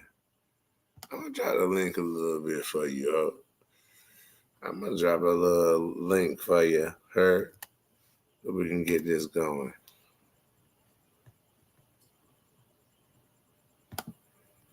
All right. Hold on. Alabama, this charming farming community boasted a wealth of businesses, including a bank, sawmill, grist mill, post office, and even its own gold mine, situated on Blue Creek between Curry's Point and Still Waters. Susanna was a beacon of hope for pioneers. Look at that. Look at that. Let me tell you something about these people. First of all, y'all, the white person love his dog. Look at this man. He got the dog sitting in the chair. The dog got a spot to sit. First of all, you see that in his own chair. He loves his dog. So don't think that every black person, because a lot of people said that black people didn't like dogs because they only use dogs to sick them on us. You know, that's one of the things that people use. Look at this man right here. How he treating his dog, though. You know? This dog a part of the family as well. You know what I mean? All right. So also look at how these people sitting up. These people, they look at they sit with they chest out. They're proud of who they are. These people. Look, Susanna was a beacon of hope for pioneers. What pioneers? Remember the pioneers? Remember the white people said they was pioneers too, right? You know what I mean? They come over here, they making stuff happen, better America. They looking for the American dream, right? That's a pioneer, right? So what about these people right here? There was a beacon of hope around for pioneers seeking a new life for an American South. You know what I mean? Y'all hear that? Y'all hear that? Are these people right here inspiring people to y'all? I think these are people that we should be inspired by. What do you think? What do you think, Cold Pepsi? Tell me. It look like they care about family, honor. Don't mistreat your animals. We'll talk about that in the Bible. We talk about that. We got that kind of talk. So you know what I mean? I'm looking at the character.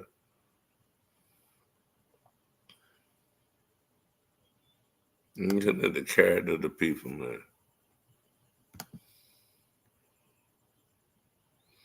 I think that was plenty of play. I might need to. Seeking a new life in the American South. But sadly, Susanna's bright future was not to be. In the early 20th century, it was not to be. You heard that? That's a key word. Why was it not to be? It was a great question. Somebody else had an idea. Somebody else had a light go off in their head that we can use this area or something, but we got to find a way to get these people off this land because this land perfect for what we want to do. What make the land perfect? Because we don't own it, because somebody already thriving there, and we can use that place, and we can also, not only can we build this thing that's going to help us, right, but we can wipe whatever they did off the map when we do it. That's a 2-for-1. What you say about that? You think that's good? Hey, man, some people think that's good. They feel like they're killing two birds. I could wipe out one person's history and at the same time supply a water source of currency for another place. Because it don't get talked about what in the memorial for it. Where is that? Remember, it was a hope. It was a beacon of hope for pioneers. Remember, that's the type of place you do monuments about. So you can have, if you got a culture of African American, indigenous, you know what I mean, people here, you know what I mean, and you have a place like that, you would want to show that to these people so that you can have people that would try to be like them. But if they don't have those good examples, even though they're there, we see those examples are there. But if nobody can see those examples to build off those examples, like, what's the use?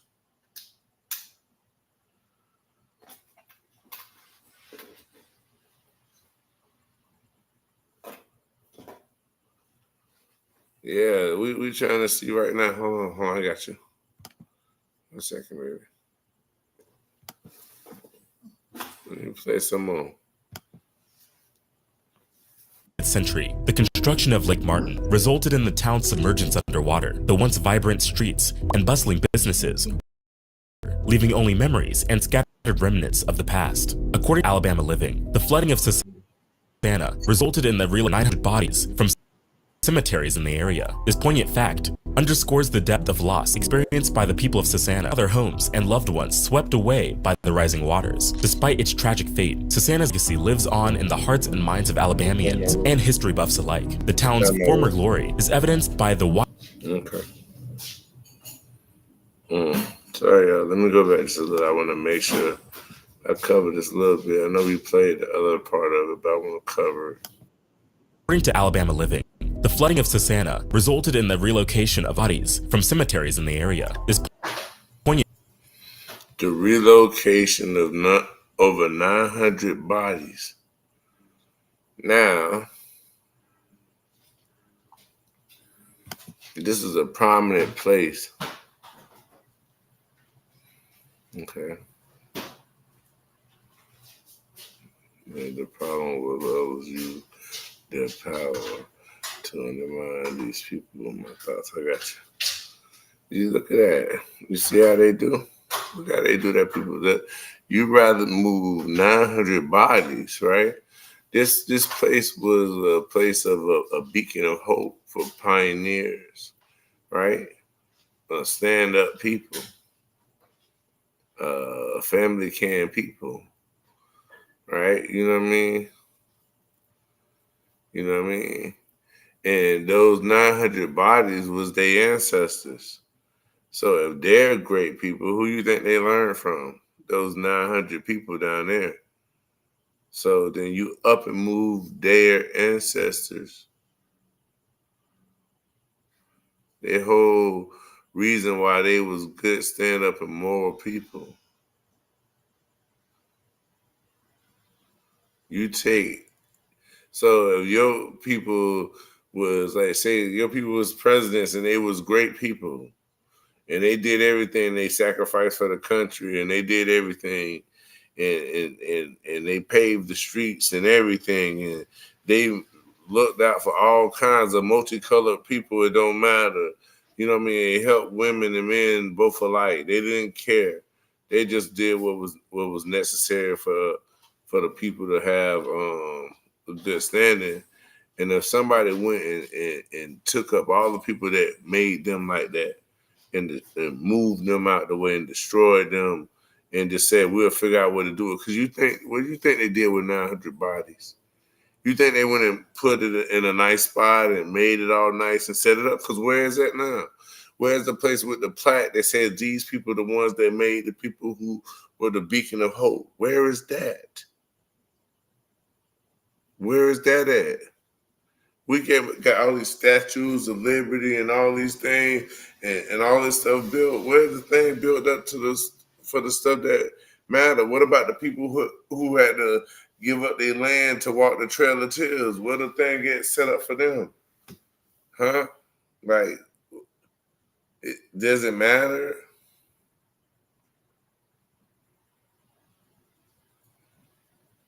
I don't know. You know what I mean? I wonder, does it matter if you wipe out all the things that show people the goodness of them, and then you complain about why their children aren't good?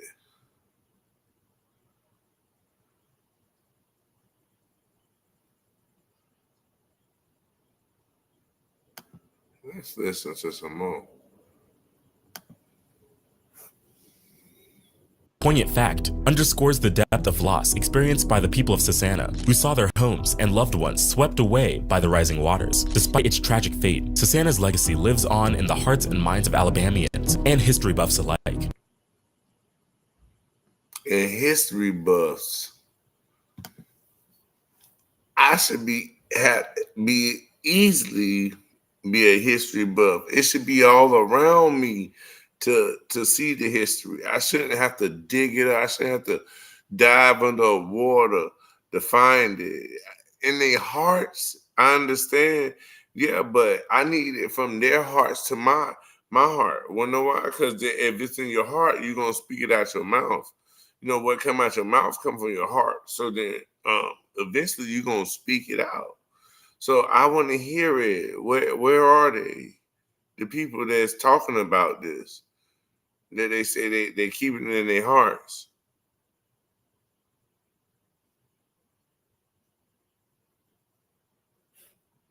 We got anybody from Alabama that know about this, that may have family members in this? Because these people care about being family members of people who locked up and just been through like wars and stuff, self-inflicted destruction.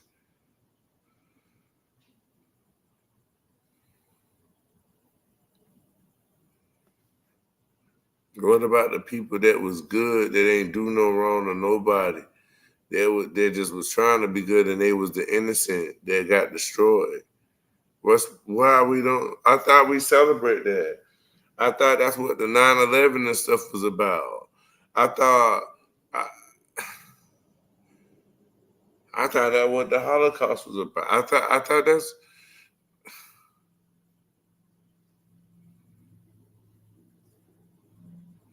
what I'm missing.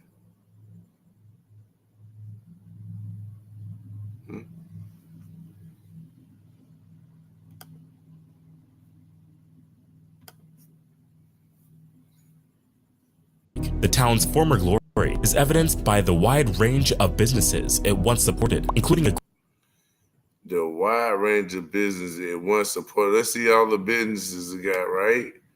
First thing popping up I see is gold mine.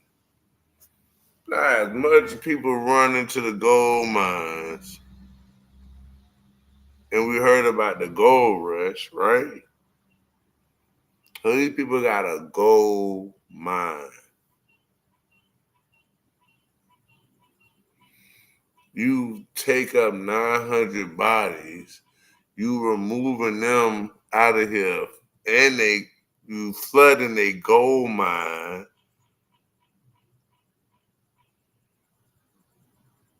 So you mean these people got their own gold, their own spot to harvest gold for themselves?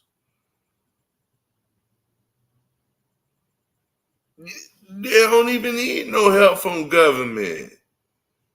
But you gonna put them out of land and out of resource in need of government now. And you gonna supply somebody else's idea and not embrace the idea that already exists, that is thriving and is a hope for everyone around it, a beacon of hope. So obviously it was someplace there wasn't no hope. if this was the beacon for others? So you're going to destroy what others looking to become great so that they can't be great and then blame them for not being great because you destroyed it? This what God going to deal with people about. Because you covering your hands like you ain't had nothing to do with it. You acting like you can't be honest about what you did and like you don't owe. And God gonna hold it at your accountability. Because what you do to his least ones, you do to God as well.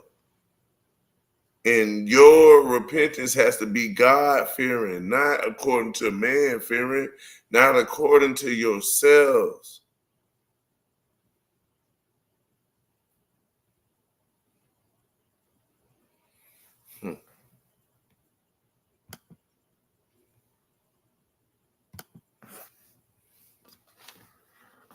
A gold mine, a school, 2 mercantile stores, a grist mill, a flour mill, a sawmill, a blacksmith shop, and a church. You heard all those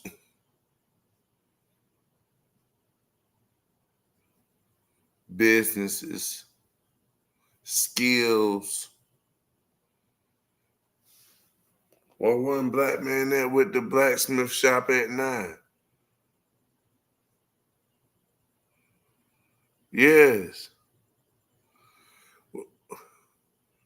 We ain't got no blacksmith shops now. I can't go nowhere and find a black man with a blacksmith shop that I know of.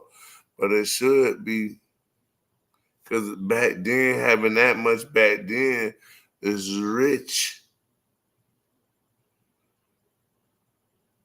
Because not only do you got a black mill shop, but you also will have workers. Not just a shop that only you work in. We'll have workers in your town. You're going to be raising kids up to do those jobs that y'all are already doing. You're going to have teachers of those jobs because you're going to have people retiring and other people replacing it. You're going to have even better workers because of the experienced people going to be teaching those younger than them, and it's going to be family oriented to where they know it's going to benefit the total community. Because remember, this is a beacon of hope for the surrounding places.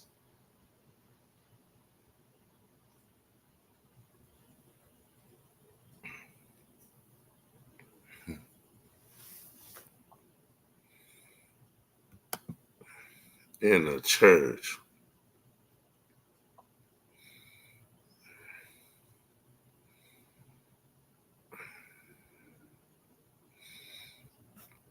It's a shame when the same thing happened to the wicked, it happened to the righteous. But God is going to change this eventually. This happens now, but this is something that should not be so. But all die in first Adam.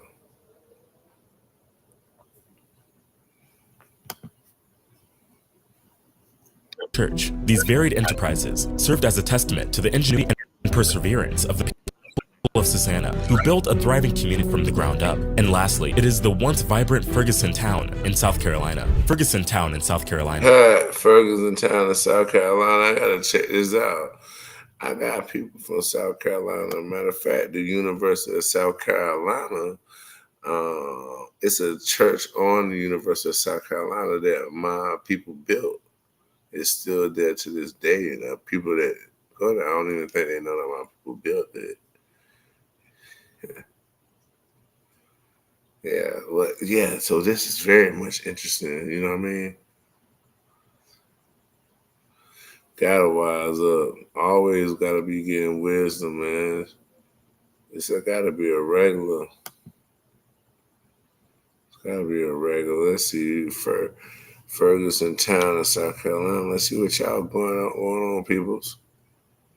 Ferguson, South Carolina, was once a thriving lumber town, founded in the 1880s by Francis Beadler and Benjamin F. Ferguson. The town was established to support the operations of the Santee River Cypress Lumber Company, which was responsible for harvesting old-growth timber from the Blackwater River wetland in South Carolina. The firm owned and controlled over 165,000 acres of land, mainly of bald cypress timber. The founders of the Santee River Cypress Lumber Company were both northern lumbermen from Chicago who saw an opportunity to capitalize on the rich timber resources of the South. They purchased large tracts of land and built a sawmill and a kiln to process the timber into finished products, such as railroad ties and lumber. Ferguson was constructed to house the workers operating the sawmill and other facilities to attract workers to the town.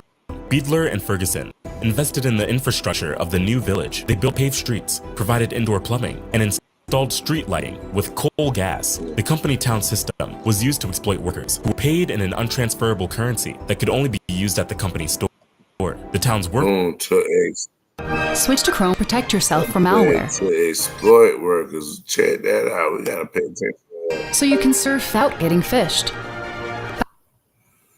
Workers and their families depended entirely on the company for their livelihoods, as there were no other sources of employment in the area. Despite exploiting workers, the town of Ferguson thrived for several decades. Exploiting workers.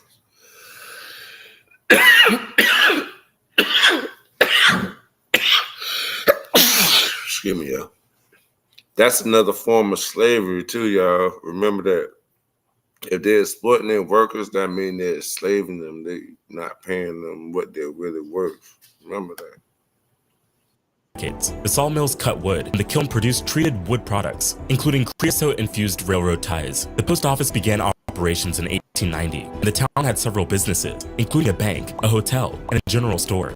The town's residents had access to various services and amenities, such as a school, a church, and a library. However, the Santee Cypress Company shut down its Ferguson operations in 1915, which led to the town's decline. Workers were laid off, and the post office shut down in 1917. Ferguson became a ghost town, abandoned and forgotten. Over time, the buildings fell into disrepair and were eventually demolished. In the following years, the land that was once Ferguson was repurposed for various projects. The Santee Cooper Power and Navigation Project, which began in 1939, included the construction of the Santee Dam downstream from the Ferguson site. The lake's shallow waters covered most of the town's site, including its streets, buildings, and cemetery. Today, Ferguson is a submerged ghost town that lies beneath the surface of Lake Marion. Despite its disappearance, the legacy of Ferguson lives on. The lumber industry, which was once the town's lifeblood, is still an essential part of the economy of the South, and many companies continue to harvest timber from the region. The town's story is a reminder of the industry's impact on local communities and the importance of fair labor practices. The submerged town is also a unique site for divers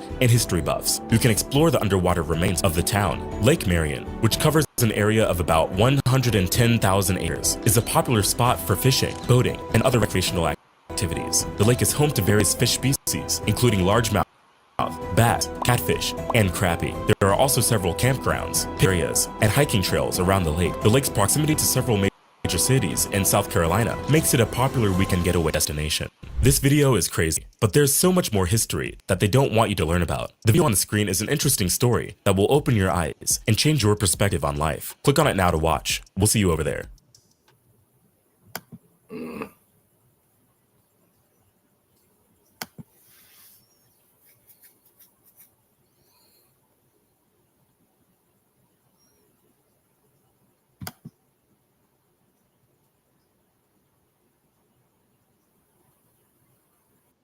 Everything you want.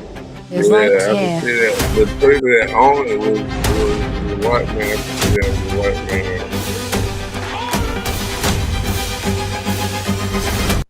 Yeah, that was terrible. They was cool with him. They was cool with him until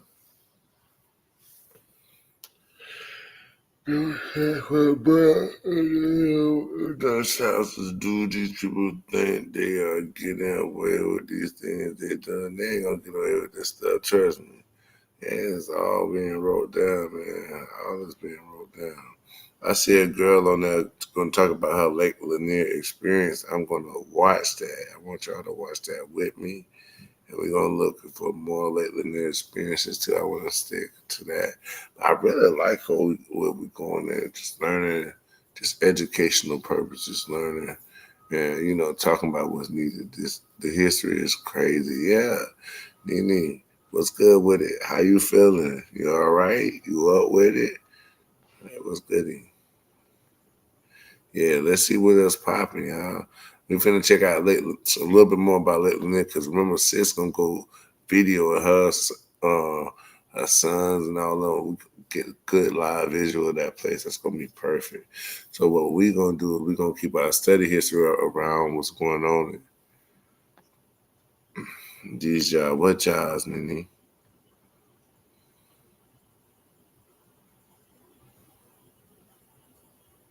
School, jail, yeah.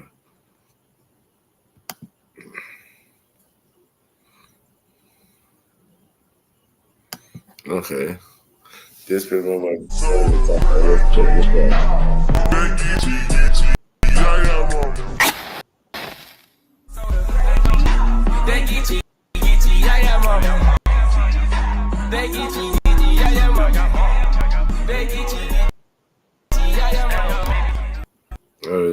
Is that something I can watch? Her name Black Witch. Is that it? Should I be watching this, y'all? Hold up, let me get out real quick. Man, I gotta see what's popping real quick. Black Witch, yeah. Am I alright to be watching this? Hold on, let me check my chat. Hey, should I be looking for another video?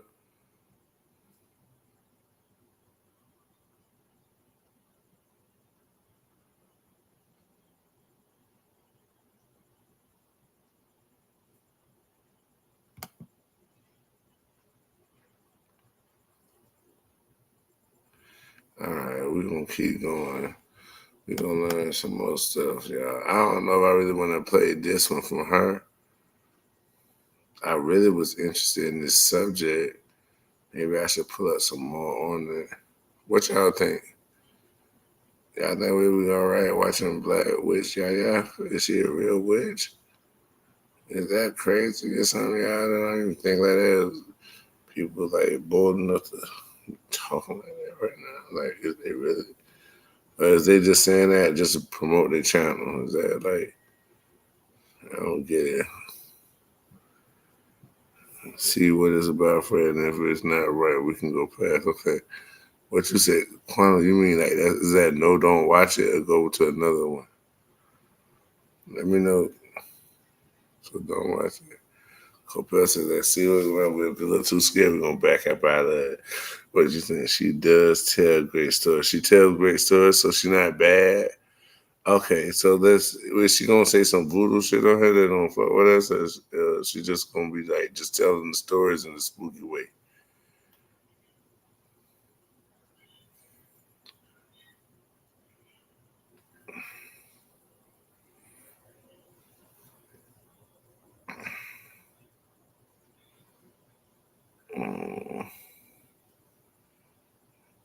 Oh, you seen it? Okay, who Quantum? Oh, this is a woman. All right, let's check it out then, Quantum. Let's check it out and see what she popping on there. So we just trying to gather our info for what sis gonna go to the same lake with her sons, though.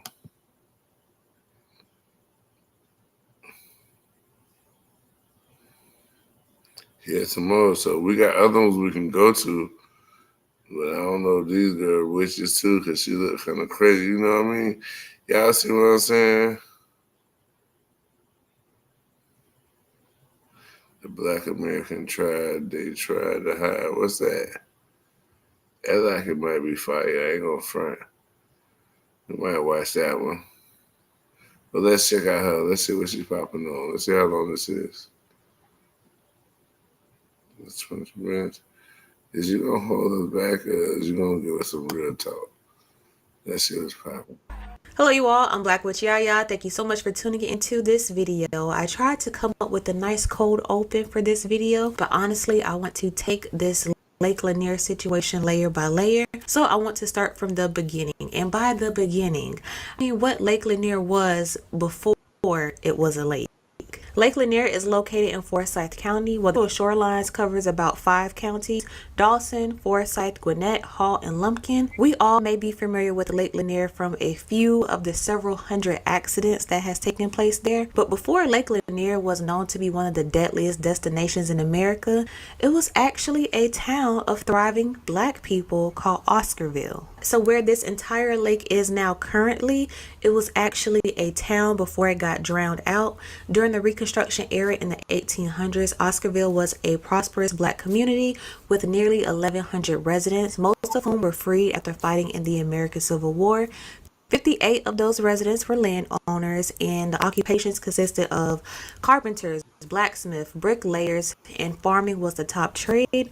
Due to the fact that they had the best harvest while the rest of the state was struggling, they managed to make a decent living for themselves, creating a healthy community with churches, schools, and businesses. So even though this town was very prosperous, black people were doing their thing, they still had to keep one eye open. They just had a heavy fear of violence that could take place in their community, and this fear enhanced especially after the race riots that took place in 1906. And soon that fear would manifest through several incidents. So before we get into what happened, let's talk about what's going on now. Of course, Okay.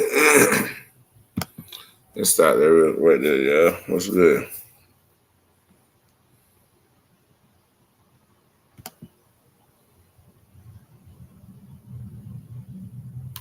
She just said right so in regards to Westfield, like everyone believes this. Okay, all right, look, all right. So I like that she going talking and her going back that far is good to me, right? Because look, she said 1907, right? So we in the early 1900s, right? The early 1900s, the beginning of the 1900s, in this thriving town, black town. You would think we ain't had no rights, but people like was making rules to not give us rights. They was taking rights away from us. The same way as don't read, that means that's taking reading away from us. So it's not that we couldn't already read and stuff. They was making us uneducated, making us not have role models, making us not have places that we can call home, making us not have any history, places to go back to. They was forcing us into this state. Why?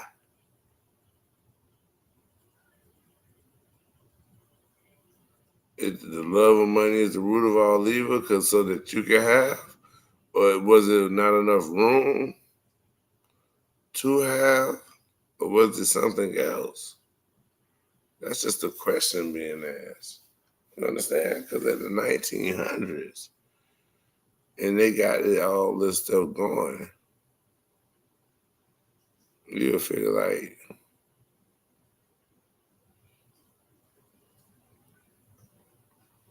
how we get where we at now. Well, of course we know, because they flooded those places and they didn't have nowhere to go. But how does the blame not be understood? That is it because it's not want to be understood, because it was hidden?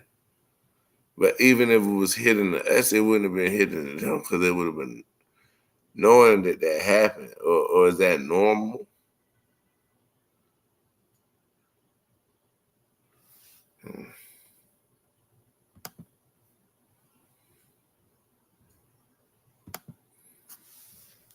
this is a black community. These are freed blacks. They're actually working, making a living for themselves, and then they have the nerve to have the best crops in the state. So of course, who's going to get jealous? The white people, because they weren't expecting them to be as successful so quickly. They thought, who are you? Why to come to you for stuff? So of course, all this tension is going on. So there were several incidents that happened, like I said before, and I'm getting this straight off of news1.com because I do not want to detail, because this all leads to the drowning out of Oscarville. So on September 5th, 1912, a 22-year-old white woman by the name of Ellen Grice claimed two men tried to rape her. They were unsuccessful because they were away by her mother. The force. Mm.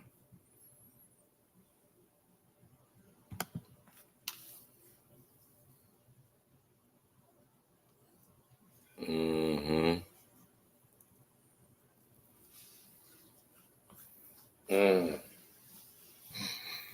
So she's saying they raped her, and because that's they causing the war against everybody else.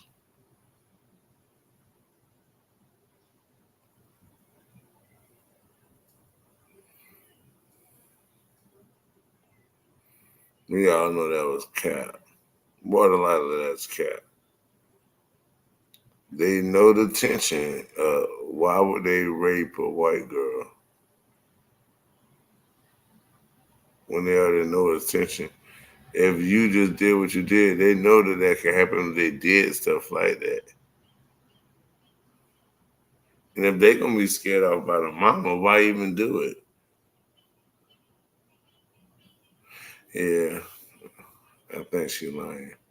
Not the girl talking about, I think the white girl was saying probably was framing the black guy.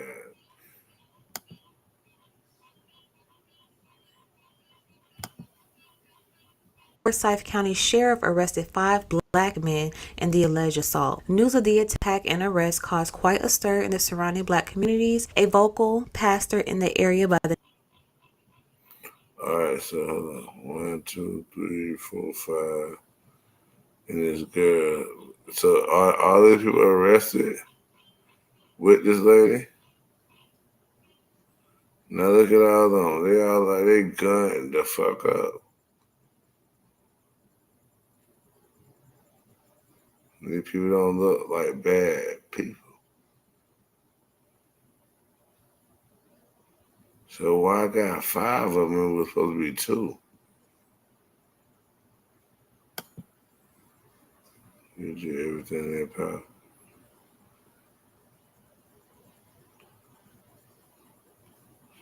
Let's see what happened. See what happened, y'all.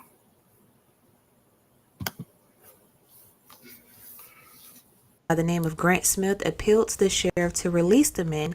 He claimed there wasn't much evidence to hold all 5 men accountable for the assault, and he also suggested that one of the men could have already been in a consensual relationship with Grice. Of course, many whites were outraged by Smith's allegations, and an angry mob beat and horsewhipped the preacher on the steps of the courthouse. So the preacher told the truth, and because he told the truth, white people ain't like it, so it ain't matter what was truth. It ain't matter what was truth. It's just whatever they said go. And you know how they would get like that? Because you're coming into a land, and if you already here, right? And they come and they saying what they come there looking for, and they come up from over where they at, they barred on your land, and now they just going exactly equal with you, right? Then they look like, man, we just came from off the seas over here. We'll take this land from you, bro. We'll take this land. You feel me? Because we already came from the sea and we on your land, bro. They feel like they can just take it from you. You feel me? That's just how they feel. Like, just for you letting me own it. It's just like somebody you let a thief in your house. It's like, shit, you should never let me in here. They think you weak sometimes. You know what I mean? Yeah, facts.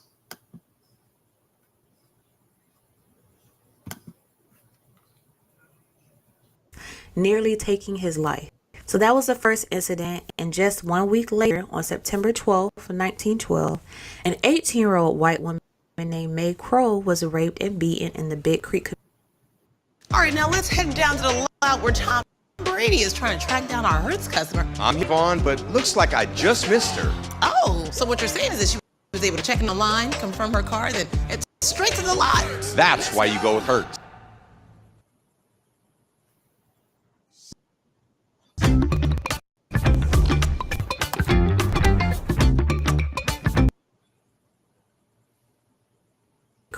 Community of Forsyth County, Georgia. The next morning, Crow's body was found half naked, bleeding, and hidden under a pile of leaves. Her skull had been bulged with stone, but she was alive. What the hell?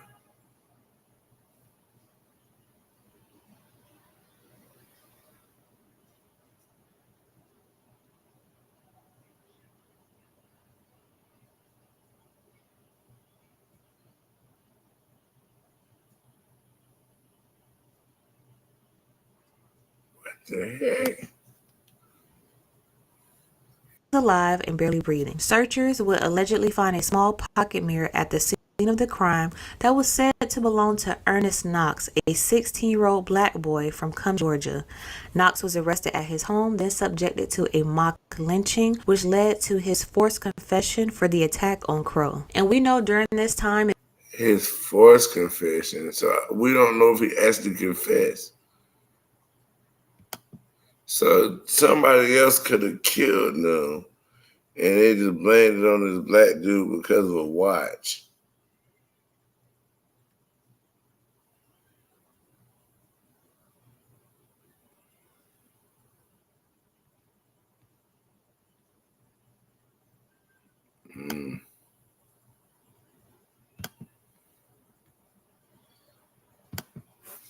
it seems that anytime a white person got hurt, especially women, the only thing to do was point the finger at the closest black person. I'll almost say something else.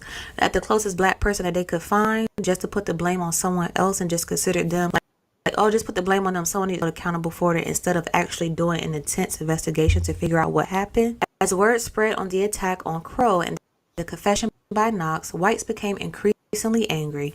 It wasn't long before a lynch mob in front of the jailhouse where Knox was being detained. Officers had to sneak Knox out of the back door so he wouldn't come face to face with the mob who were attempting to hang him. He was taken into jail in Atlanta for his protection, but would soon stand trial for the attack. The next day, 4 additional men, Oscar Daniel, Rob Edwards, Jane Daniel, and Ed Collin, were arrested and taken into custody, suspected to be accomplices to the 16-year-old. Of course, all of them were black. Soon, another angry mob of more than 2,000 racist white people had stormed the county jail, gaining access to the cells. They shot and killed Rob Edwards, dragged his body from the jailhouse, and hung him outside on a telephone pole. Boom. Okay, so they can just take rage out on their own. They can storm overtook the jailhouse. So they more powerful than the government right now, right? That's what they telling us, right? They got more power than our military suck, right? We suck that we couldn't stop them. We just let them override and just take people. Or our military didn't suck and they just was in agreement with whatever they want to do. Which one? You know what I mean? Well, the cops.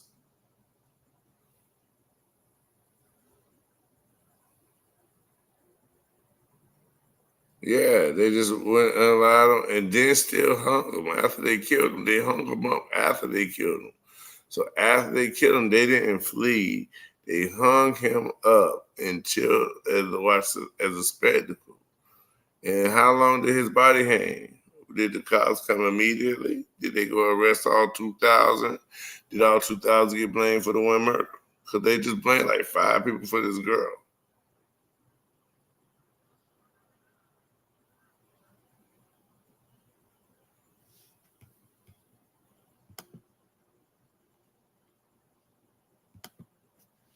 Ernest Knox and Oscar Daniel were both found guilty of the rape of Mae Crow. They were sentenced to death by hanging, even though it was illegal by state law at the time.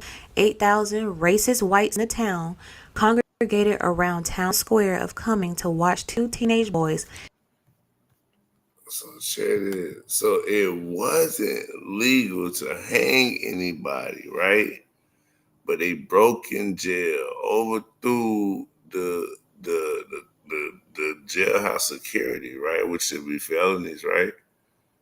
It should be hanging. They broke in the jail and broke somebody out of jail to commit a murder. So then they hung him. It wasn't legal to hang him. They hung him themselves. And it wasn't legal to hang, right? So that's another law broke, right? And then while it still wasn't legal to hang, they convicted another 2 people of being guilty of the same crime that they just hung a dude for before having trial, right? And then those 2 people, even though hanging isn't legal, and even though they hung one person without even going to court, they still allow these two people to be hung, even though it's not legal, even though they went through a legal justice system process.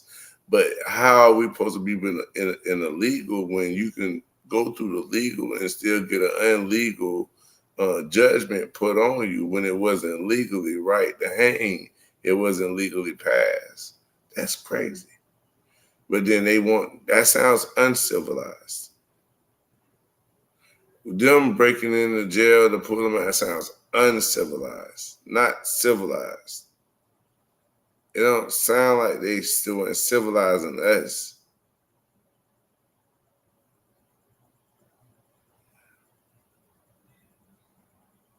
It sounds like they're giving excuses for them not to be civil.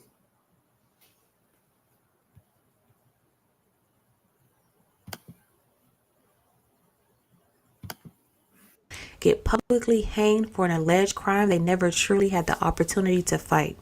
It was after this hanging that the terror would begin to spread, as a white group of terrorists known as the Night Riders would make it their mission to run every black person they came across out of their own town, Oscarville. Oscarville, of course, became one of the main targets, and over the short period of just a few years, 98% of its black residents would end up either leaving their homes or being murdered for refusing to leave. Black property 98%.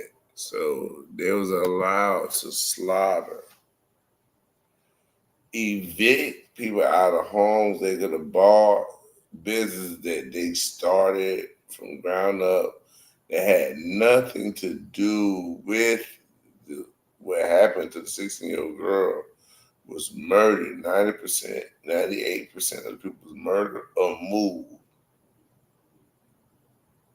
And I bet 96%, 99, 98%, the same 98 they said it was, probably had nothing to do with what happened to that girl.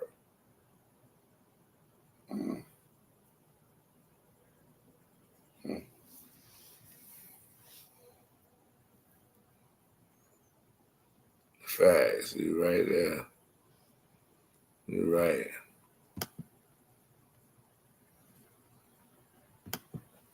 property deeds found their ways mysteriously into the hands of white neighbors without any bill or safe or transfer. This effectively allowed many whites to steal property deeds. So now you stole our lands right now. Because see, if these people right here was off a slave ship, how they already got deeds to the lands that were the white people killing them and taking their deeds. You see what I'm saying? I'm not saying nobody came off of that, but I'm saying it's people that was here already. They already owned the land and was already worked on their own lands and had their own stuff. And the other people was jealous of them and wanted them out of certain areas because they had things already established. They was already civilized. And the uncivilized was calling the civilized not civilized. Remember, you gotta remember when Rome fell, they went into a chaotic, barbaric time where everybody fought each other just before they came over here. So after all those brutal wars and after the Black Plague and all of that, because they didn't bury the bodies. And after all that, yeah, you want to leave and go somewhere else after you done messed up everything.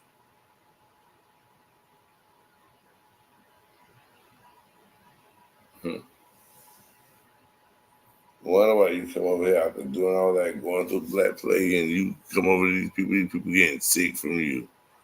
Of course they getting sick from you. Y'all doing nothing but murdering, slaughtering people and not burying bodies. No wonder why y'all don't care where these people got their bodies buried. Because y'all wasn't even burying y'all's. So we know when you remove 900 bodies, you doing whatever you want with them. Yeah.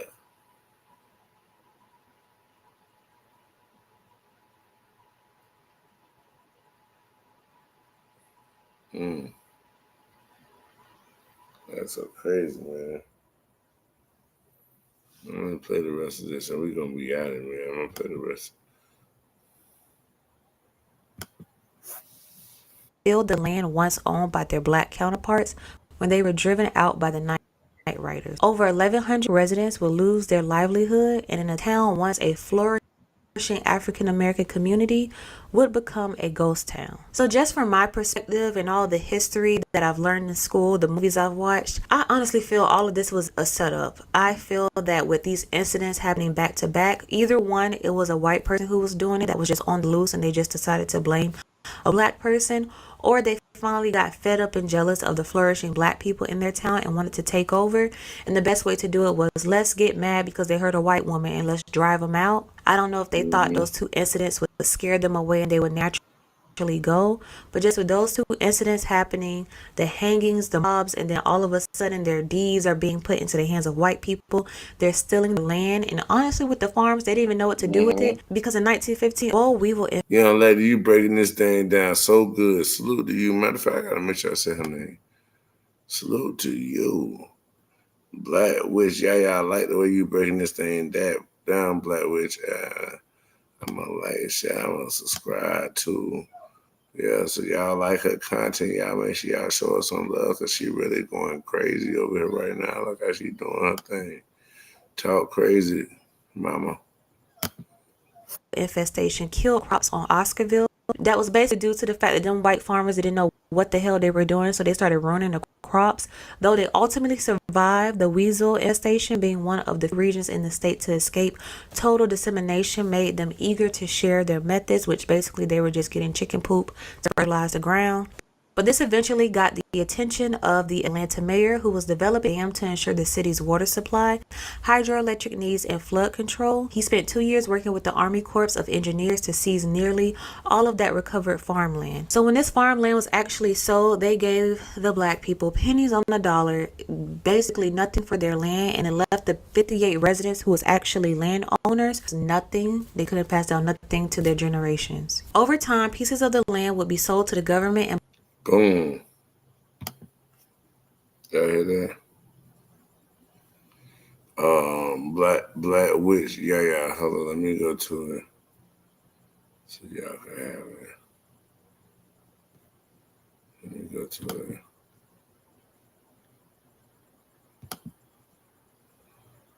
Check out her channel. Black Witch. Yeah. See that? BLAQUE space WITCH space YAYA. So that's Black Witch. Yeah.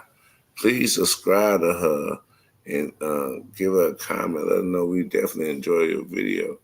Matter of fact, I want to try to leave a comment.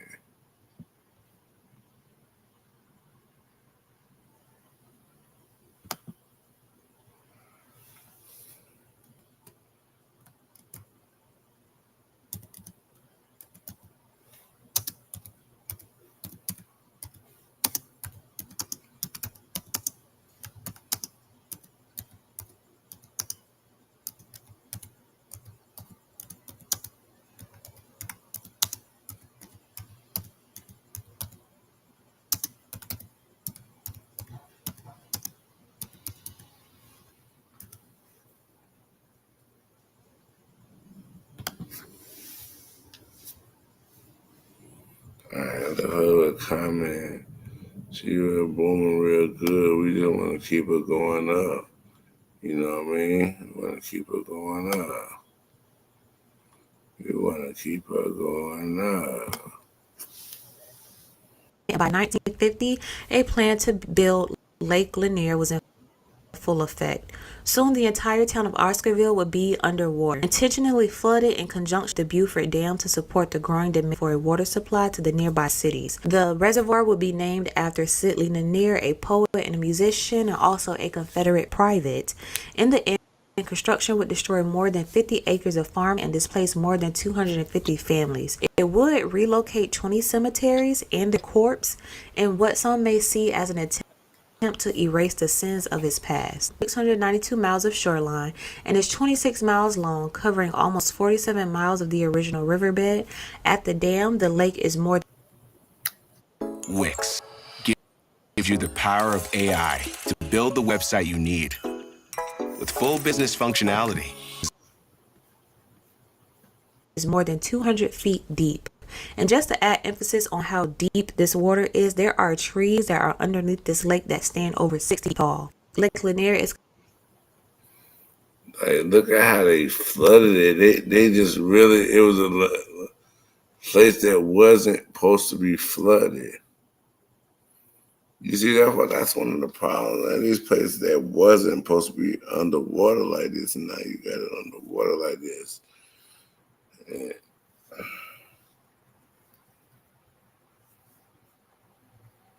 it's just crazy how people like to step on you, and then nobody don't want to be stepped on.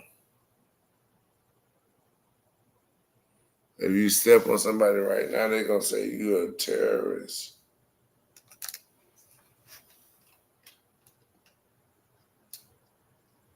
Yeah, that's not a problem. Yeah, and y'all make sure y'all go check out the rest of that. I ain't going to overplay her content. You know what I mean? That's enough. We appreciate you, Black Wish Yaya. Thank you for your content. And y'all, it's running up on 12 right now. So it's running up on 12. It's just me. I appreciate y'all. We're going to pick this up tomorrow. I don't know if I'm doing basketball content, any content. We might just be learning again tomorrow. But it's all love, and I appreciate y'all so much. Y'all get y'all rest in. We was up late last night. We're going to keep it early tonight. We got work in the morning. But I will see y'all tomorrow. God will it. Peace and love. P.O.P. Hold it down. Y'all know what time it is. Like sis said, Mama, I love you. Facts. All right, until next time. Peace and blessings.